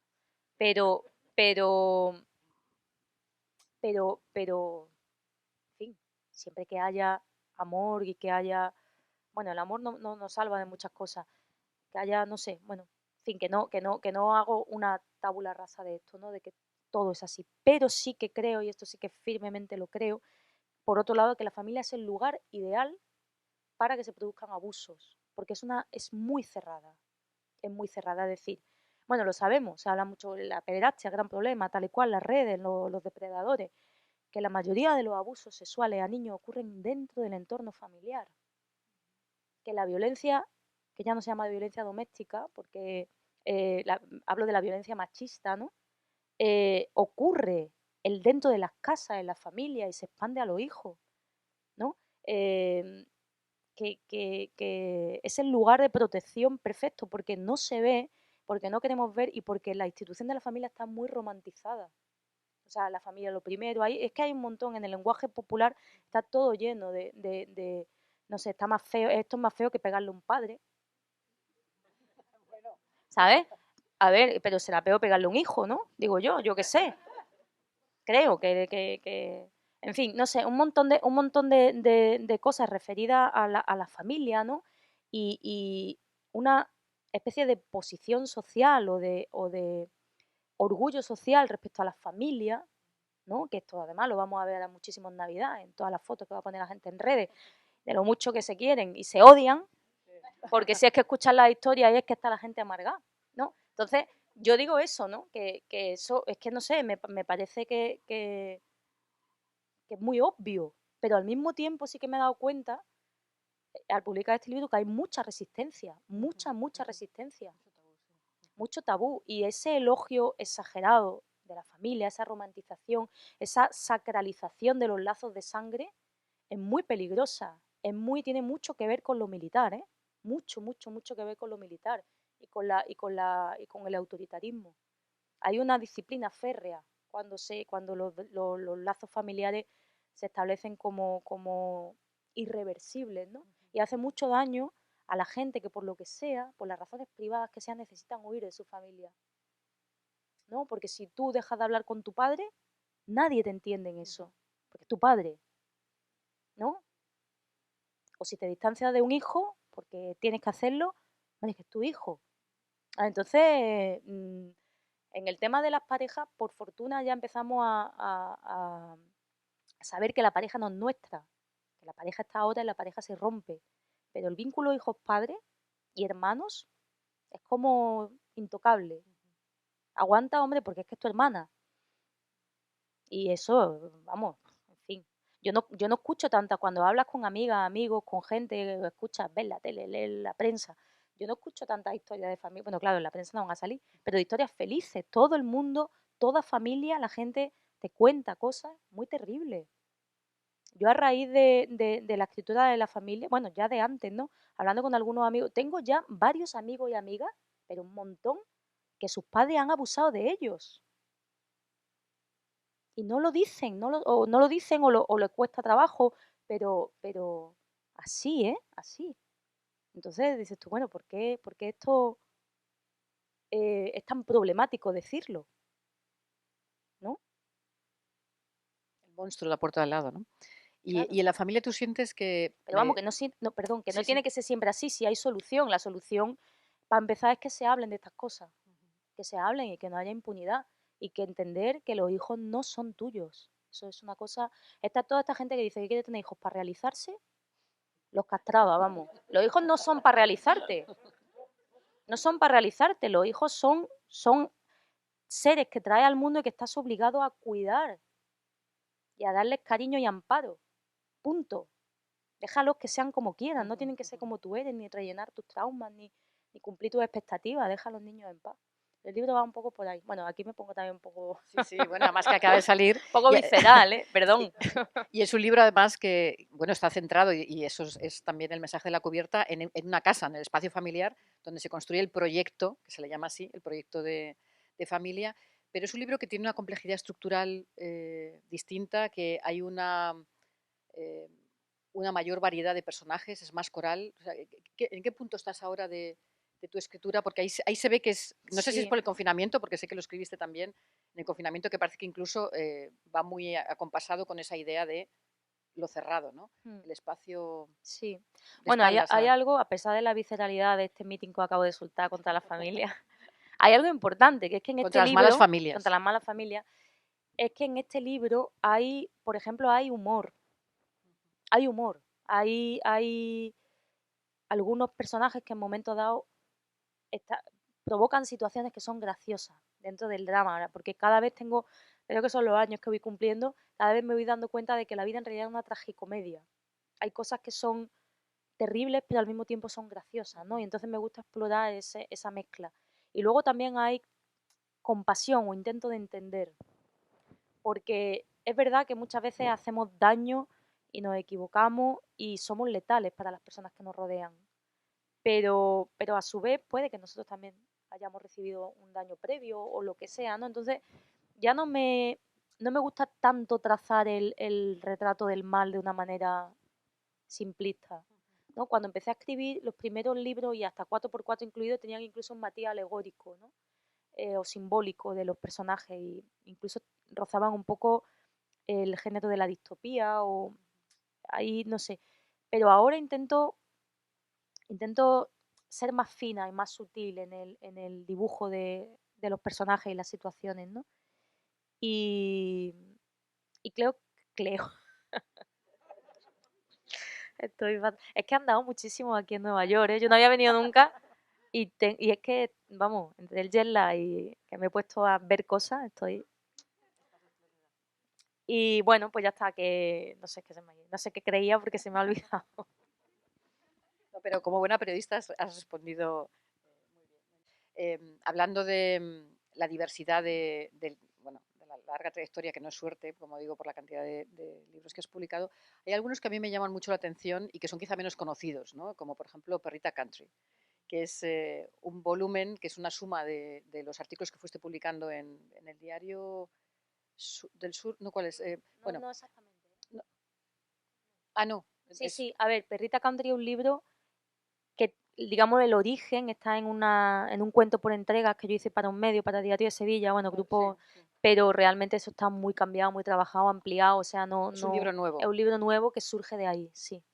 ¿Y ahí el interés cuál es? Como decías. A ver, claro, es que esa es la cosa, cuando yo hablo de que escribo, de que me interesa indagar en aquellos temas que me obsesionan o me preocupan o me interesan, no tienen por qué ser necesariamente temas, digamos, negativos o duros o difíciles, ¿no? Porque en este caso lo que yo hice fue explorar en el vínculo entre seres humanos y animales, porque es algo que me interesa realmente, que no tiene que ver exactamente, no es un libro sobre mascotas, pero es un libro en el que a partir de la relación con un perro y un gato, que está basada en la relación que yo mantengo con estos animales, ¿no? Con mi perra y mi gato, pues reflexiono sobre si es posible la comunicación, ¿no? Entre nosotros. Eh, no sé, me salió una especie de texto filosófico barra poético. Además está ilustrado las ilustraciones las hizo Pablo Amargo, que es muy, dialogan mucho con el libro, ¿no? Porque es como una especie em, de cuento largo, pero articulado como en estampas, no sé. Y yo lo disfruté mucho y es curioso porque, claro, si hay lectores que me conocen bien y que han leído muchos libros, sí que ven una línea, o sea, que relaciona ese libro con los demás, no es una cosa que yo haya hecho por encargo, ni una cosa que no tenga nada que ver. Lo que pasa es que somos muy plurales, somos mosaicos, no tenemos una única cara, por fortuna, ¿no? Entonces ahí aparece otro tipo de escritora posible, ¿no? O sea, que es explorar otro mundo de afectos también en el entorno Claro, familiar. bueno, no habla tanto de los afectos, porque claro, fíjate, porque menos mal que este libro se conoce menos, pero si todos aquellos que me insultaban por lo de la familia ven que he escrito un libro sobre animales, dirán, claro, ya, esta es la solterona con gato amargada, ¿no? Precisamente el libro ataca un poco también la visión un poco tópica, ¿no? De la relación con los animales, en la que se humanizan mucho los animales, ¿no? Y los animales, quizá porque no hay otra manera de relacionarnos, ¿no? Que yo le hablo, claro, como si me entendieran, no me entienden. Yo creo que me entienden, pero no pueden entenderme. Y yo los miro y no sé qué piensan. Es que yo no No, sé pero tú si hablas de otra inteligencia, otras formas de. otra forma de Claro, sí, sí, sí. inteligencia, ¿no? Y, y ese, digamos, es el lugar de indagación, ¿no? A partir de la observación de los animales también nos observamos nosotros mismos, ¿no? Yo me daba cuenta de que ellos viven el presente de otro modo o están siempre esperando algo, esperando comer normalmente, ¿no? Bueno, en eso a lo mejor nos parecemos más de lo que queremos decir, pero, pero bueno, no sé, luego el personaje que articula todo eso sí que es una especie de misántropo, ¿no? Que no es un relato, en realidad yo creo que es muy Sara Mesa, de una mujer que se muda, que solamente tiene un amigo, no se relaciona bien con los vecinos. Es una especie de pequeña parodia o contraescritura de un amor, ¿no? Y sí, claro, a ver, todo lo que sea en género corto se conoce menos y libro ilustrado ya eso es como un libro infantil, ¿no? Además las ilustraciones son... Pablo Amargo es Premio Nacional Sí, de de Ilustración, es ilustración, sí. buenísimo. Él trabaja, por cierto, para el New Yorker y hace, en fin, virguería y sus dibujos son en blanco y negro, muy delicados, muy...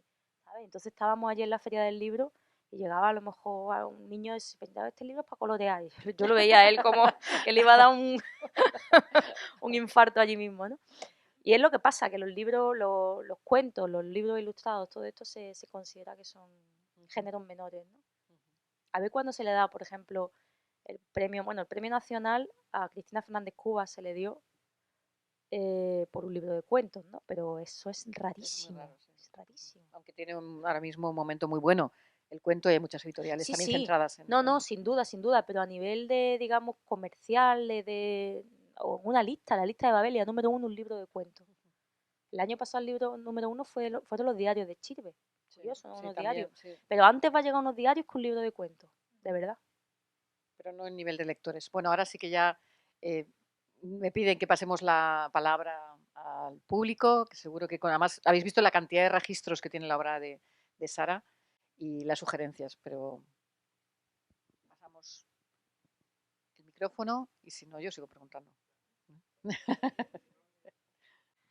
Hola Sara, gracias. Bueno, tenía un montón de preguntas antes, pero las has ido contestando mira. de manera... sí. Es que tengo Maravilloso. telepatía, digo, para ella, esto va para ella. Pero bueno, pensando en otras cosas y hablando, por ejemplo, en lo que mencionabas hace rato sobre las series, ¿no? En esto de, bueno, pues, lo que hagan con la serie ya no es cosa mía, ¿no? Había notado que también tienes muchos audiolibros disponibles y eso también me interesaba como por esta idea de hacer accesible la literatura a otras audiencias. No sé si pudieras compartirnos un poco de eso y luego la pregunta de cajón de en qué estás trabajando porque bueno, tienes muchos temas y pues ya, curiosidad. A ver, los audiolibros. Para mí, un audiolibro es una pesadilla. Horrible, los odio, los odio, los odio, los odio. O sea, no sé por qué se tiene que leer así. Es que no lo sé, porque son horribles, son horribles. Entonces, yo no sé si tengo tanto audiolibro. Cuando se hizo de un amor, dije, no sé, que tenga, me dijeron, ¿cómo lo prefieres? Tal, y dije, bueno, yo qué sé, que tenga, quise decir que no subrayara, porque en mis textos son bastante asépticos, ¿no? No son muy descriptivos. Los lectores se van formando las opiniones de los personajes según avanza la lectura, pero no se subraya. Entonces, claro, si a mí me pone el casero entrando el primer día, buenos días, chica. No, pero no es así, no es así. Bueno, un poco sí. Un poco sí, ¿no? Entonces yo dije que tenga un acento neutro. Entonces entendieron que era un acento neutro, un acento de Madrid. Digo, no. Total, que me mandaron varias... En este caso sí, porque como yo estaba así, como con... ¿Qué van a hacer? Me mandaron varias, se llaman actrices, y escuché la primera y me quise hacer la harakiri. Escuché la segunda, metí la cabeza debajo o sea, me parecía un horror todo. Un horror. Y entonces dije, bueno, por el motivo que tú has dicho, de hacer accesible a la lectura, y hay gente que le gusta, que yo esto, en fin, porque siempre piensa, bueno, no sé, gente que no puede leer porque tienen problemas de vista, por lo que sea, ¿no? Pero realmente no, hay gente que se los pone mientras está, yo no sé, yo mientras hago cosas mecánicas, las tareas de casa, por ejemplo, pues escucho mucho la radio, etcétera, ¿no? Pues alguien se pone un libro, vale. Pero me parecen espantosos, ¿no? Entonces, de hecho, en la familia dije que no se haga, porque además, sobre todo, son los diálogos, la dificultad de los diálogos. Pero al final, bueno, yo qué sé, hay gente que lo quiere leer así, bueno, no me opongo, pero prefiero no saber nada. Yo, de hecho, dije, te dan la opción, en Anagrama por lo menos te dan la opción, léelo tú si tú quieres. Sí, hay autores que lo hacen, de hecho. Sí. Claro, exactamente, léelo tú si tú quieres, ¿no? Entonces yo hice el audiolibro de Silencio Administrativo, que es un libro que tiene, nada, 100 páginas, una cosa así, ¿no? Pues un librito corto. Y tardé un montón. Es que es un trabajo horrible, porque tienes que ir a un estudio, no sé qué, si te equivocas hay que regrabar. Y luego aparte, gran cabreo también, porque cuando ya yo grabé en un pueblo de al lado de donde yo vivo y el hombre que estaba allí, el técnico, era andaluz como yo y hablaba como yo y fantástico todo. No me en ningún momento me dijo cuando me equivocaba, sí, ¿no? Pero porque te equivocas leyendo, porque te trastabilla, porque se escuchan sonidos también de la boca, de la saliva, no sé qué. No es fácil leer. No. Pero bueno, por lo demás, fantástico. Graba, manda el archivo a Barcelona y ahora llegan diciendo que, claro, que no se entiende, porque yo no digo respuesta, yo digo respuesta. Y entonces la protagonista de Silencio Administrativo llama a la administración tal y no obtiene respuesta. Pero es que se entiende, es que yo creo que aquí todo se parte. Es que yo creo que aquí todo el mundo me está entendiendo, ¿no? Pero es No raro, hay que ¿eh? ponerme subtítulos. Pero, Sara, es raro porque, ¿verdad? En clase hemos puesto, cuando vino Cristina, Claro, el audiolibro de sí. lectura fácil está hecho, además, No, el audiolibro de lectura fácil era una excepción andaluz, maravillosa. y además, Granaíno. no, tú ¿No dijiste, era? granaíno por fin, ¿no? Pero me dijiste que no era granaína realmente la actriz, que estaba como un poquito impostado el acento, ¿no? Ah, era súper granaíno, pues, o sea que sí que se hace. Sí. Bueno, pues aquí esto era, pues nada, que el señor de allí te de censuraron. Barcelona no entendía respuesta, no entendía sobre todo lo que, no sé, y ya dije no, o sea, esto era, me estaba poniendo, no, pero claro, a lo mejor había alguna palabra que por lo que sea, no, de error, ¿sabes? Que tienes que cambiar y ya no cambiar la palabra solo, cambiar, porque si no se nota en Claro, la todo el cadencia corte, de la claro. frase, en el sonido, porque si no queda, no sé qué, Carmen llamó a la administración y no obtuvo respuesta. Entonces, mal. Era una cantidad de tiempo y luego, o sea, era, claro, no sé, yo me llevé 7 mañanas yendo allí al estudio de aquel hombre, además aquel hombre, claro, estaba escuchando la historia de silencio administrativo, yo entraba tal y cual, paraba y salía, ¡uy, pobrecita esta mujer!, ¿no? ¿Sabes? Eso sí que fue el primer de estos de audiolibro, fue, porque decía, madre mía, pues vaya tela. Bueno, total, eso por ahí. Y la otra pregunta que estoy ahora, pues estoy escribiendo sobre burocracia. Pero ficción. Estoy intentando, porque yo eso lo conozco bastante bien y es muy difícil porque, como digo, estoy intentando hacer ficción, una novela, y una novela, en mi opinión, tiene que ser, ¿cómo diría? Tiene que tener un atractivo estético determinado, ¿no? ¿Cómo se puede hacer eso con la burocracia? Si es que la burocracia es lo más feo del mundo, lo más gris del mundo, y yo quiero hablar del tedio, del aburrimiento, de la grisura, de lo absurdo, sin decir absurdo en ningún momento, sino que, en fin, es complicado, ¿eh? Es complicado. Bueno, lamento que mi pregunta va a ser mucho menos divertida. Pero habéis hablado además, me ha pasado un poco como a Grecia, que ibas contestando prácticamente a todas las preguntas que me van surgiendo, con lo cual, pues qué bien.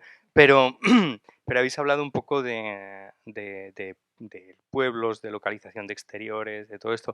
Una de las cosas más fascinantes para mí de lo que he leído, y en particular de Un amor, que es un libro que a mí me ha encantado, que no me parecía que le faltara levadura por ningún sitio, pero en fin.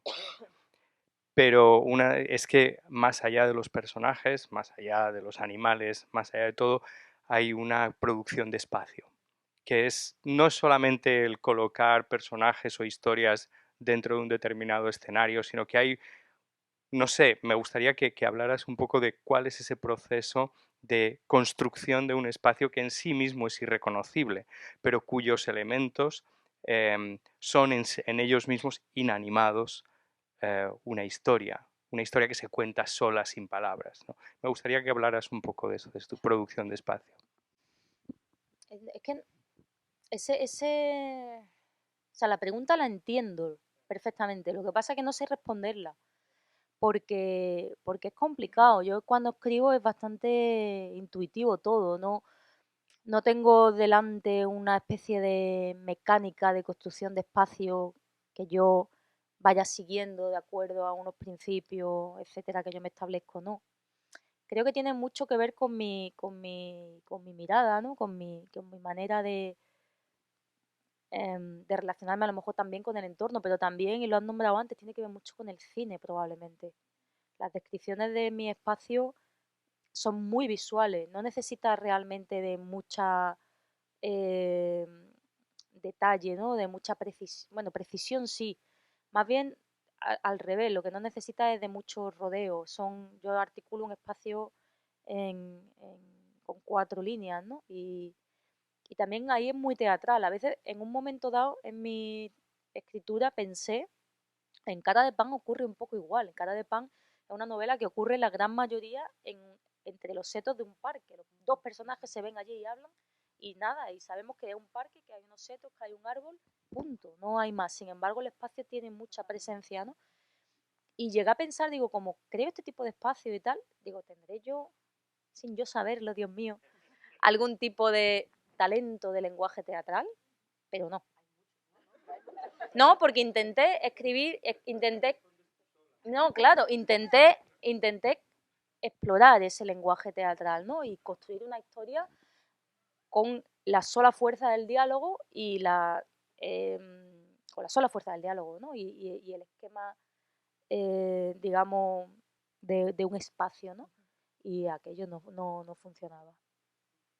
Pero creo que influye también. Por cierto, que igual que el cine, a mí el teatro me gusta mucho leerlo. El teatro que se puede leer, claro, que es el teatro, digamos, la palabra tiene bastante peso, ¿no? Y es curioso porque hay dramaturgos que publican sus libros y sí que defienden la potencia del texto escrito también, de que el teatro se pueda leer.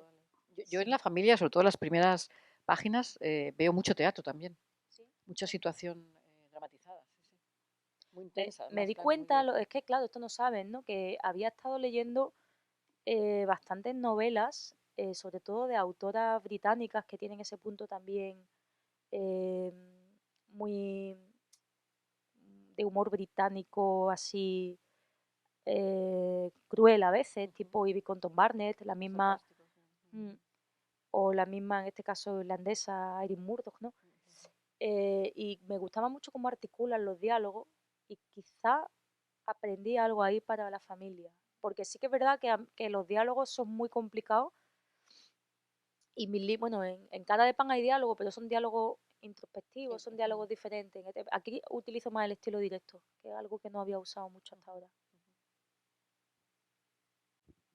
Hola, muchas gracias. Iba a preguntar también sobre el diálogo y el estilo indirecto, ¿no? Como ya acabas de comentar, creo que va a ser una tarea muy interesante para quien va a adaptar tus libros en pelis o en una obra teatral, porque para mí, cuando estaba leyendo, me estaba preguntando cuándo ella va a decidir que va a utilizar diálogo o estilo indirecto libre, ¿no? Que supongo que es muy difícil contestar porque es algo intuitivo, pero también si puedes reflexionar un poco sobre esto o si has evolucionado un poco en tu carrera, porque obviamente es muy teatral de utilizar diálogo convencionalmente. Entonces, no sé si tienes algunos pensamientos sobre esto, pero gracias por la charla. No sé, algunas veces cuando se ha dicho de mis libros que son libros que son sencillos, que tienen, em, no sé, como una escritura muy precisa. Sí, bueno, muy siempre en realidad asequible. es una falsa apreciación, creo, a través por el tema del Totalmente. lenguaje, del estilo, ¿no? Porque si tú coges cualquier párrafo de Cara de Pan o de Mala Letra, alguno de los cuentos de Mala Letra, hay una mezcla de estilo, por supuesto el estilo indirecto libre, pero que a veces sale y se convierte en una tercera omnisciente de pronto, entra, sale, ¿no? Y a mí eso me sale de manera natural, sin pensarlo demasiado, y luego, cuando ya entro en el proceso de revisión del texto, como he dicho antes, noto si funciona o no, una cuestión de olfato, ¿no? Pero a veces es más natural el estilo indirecto libre que el diálogo articulado, digamos, con un guión, que un personaje se lanza a hablar. Porque que un personaje se lanza a hablar, estás poniendo su voz, pero luego está diciendo dijo, y va dando una alternancia en el diálogo que tampoco se produce en la vida real. Porque nos interrumpimos mucho, porque no, o hablamos simultáneamente, o no es fácil un diálogo en el que intervienen sobre todo 4 o 5 personas, ¿no? Tiene bastante de construcción artificial. Por eso digo que es muy difícil, ¿no? Entonces yo he explorado distintas maneras, pero creo que lo más natural para mí es el estilo indirecto libre, es decir, que las propias palabras, incluso pensamientos de los personajes, se vayan insertando en el cuerpo general del texto, ¿no? Claro, yo también me planteaba, muy buena pregunta, ¿qué va a pasar, por ejemplo, con un amor? Porque la protagonista piensa mucho, es un libro, y además se pregunta muchas cosas, un libro que está lleno de interrogaciones continuamente.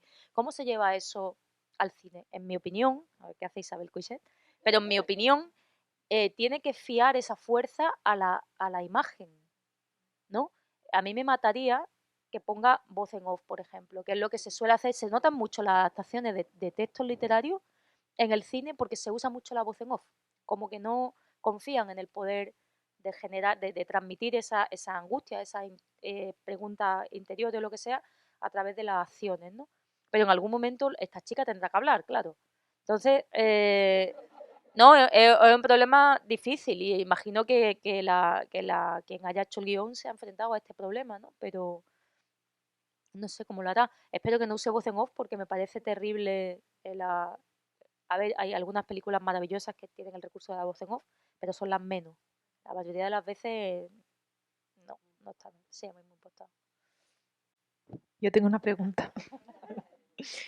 Justamente, y creo que en relación a lo que han estado diciendo, he leído tus novelas como súper cinematográficas, sobre todo en la creación de los espacios. Y hablando de lo de Isabel Cochet, me parece que tus espacios comunican tanto, ¿no? Como esas literas en la familia, la escalera sofocante o la tierra, ¿no? En un amor, o incluso cómo están las camas en esa habitación.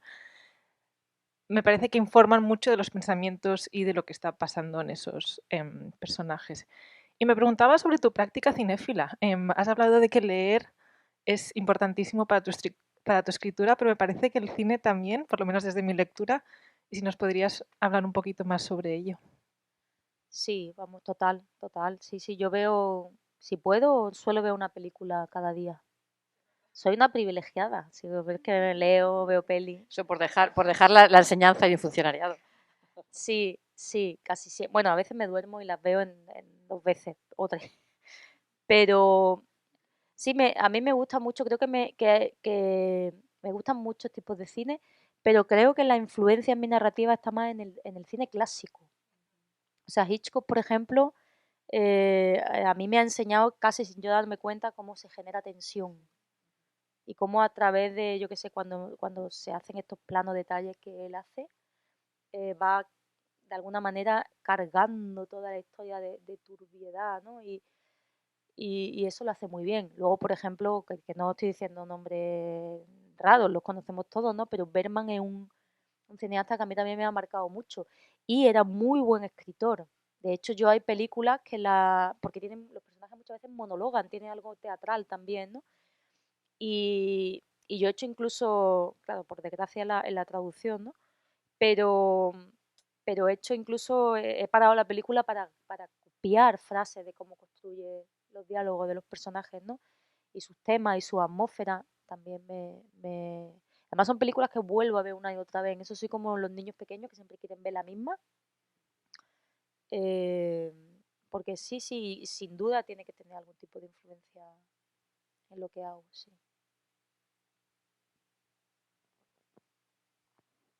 Creo que te hemos explotado a pesar de tu jet lag y de tus 14 kilómetros de hoy. 14 kilómetros diarios. Diarios, de verdad. Muchísimas gracias, Sara.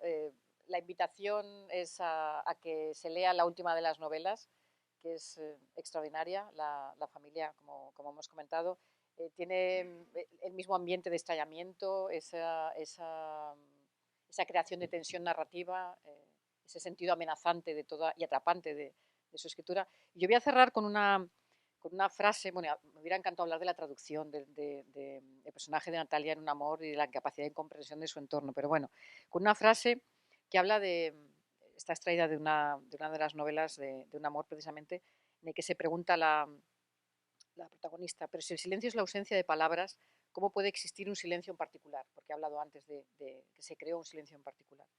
¿No deberían ser iguales todos los silencios?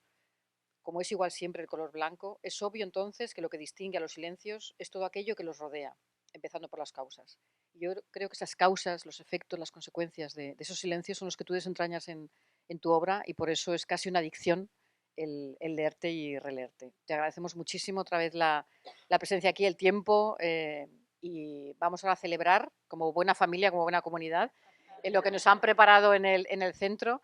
Y es un cierre magnífico del ciclo Todas deberíamos ser escritoras. Con Sara se ve que en cualquier momento uno puede encontrar su vocación y además desarrollarla con felicidad y con aprovechamiento. Muchísimas gracias y nos vemos ahora afuera. Muchas gracias.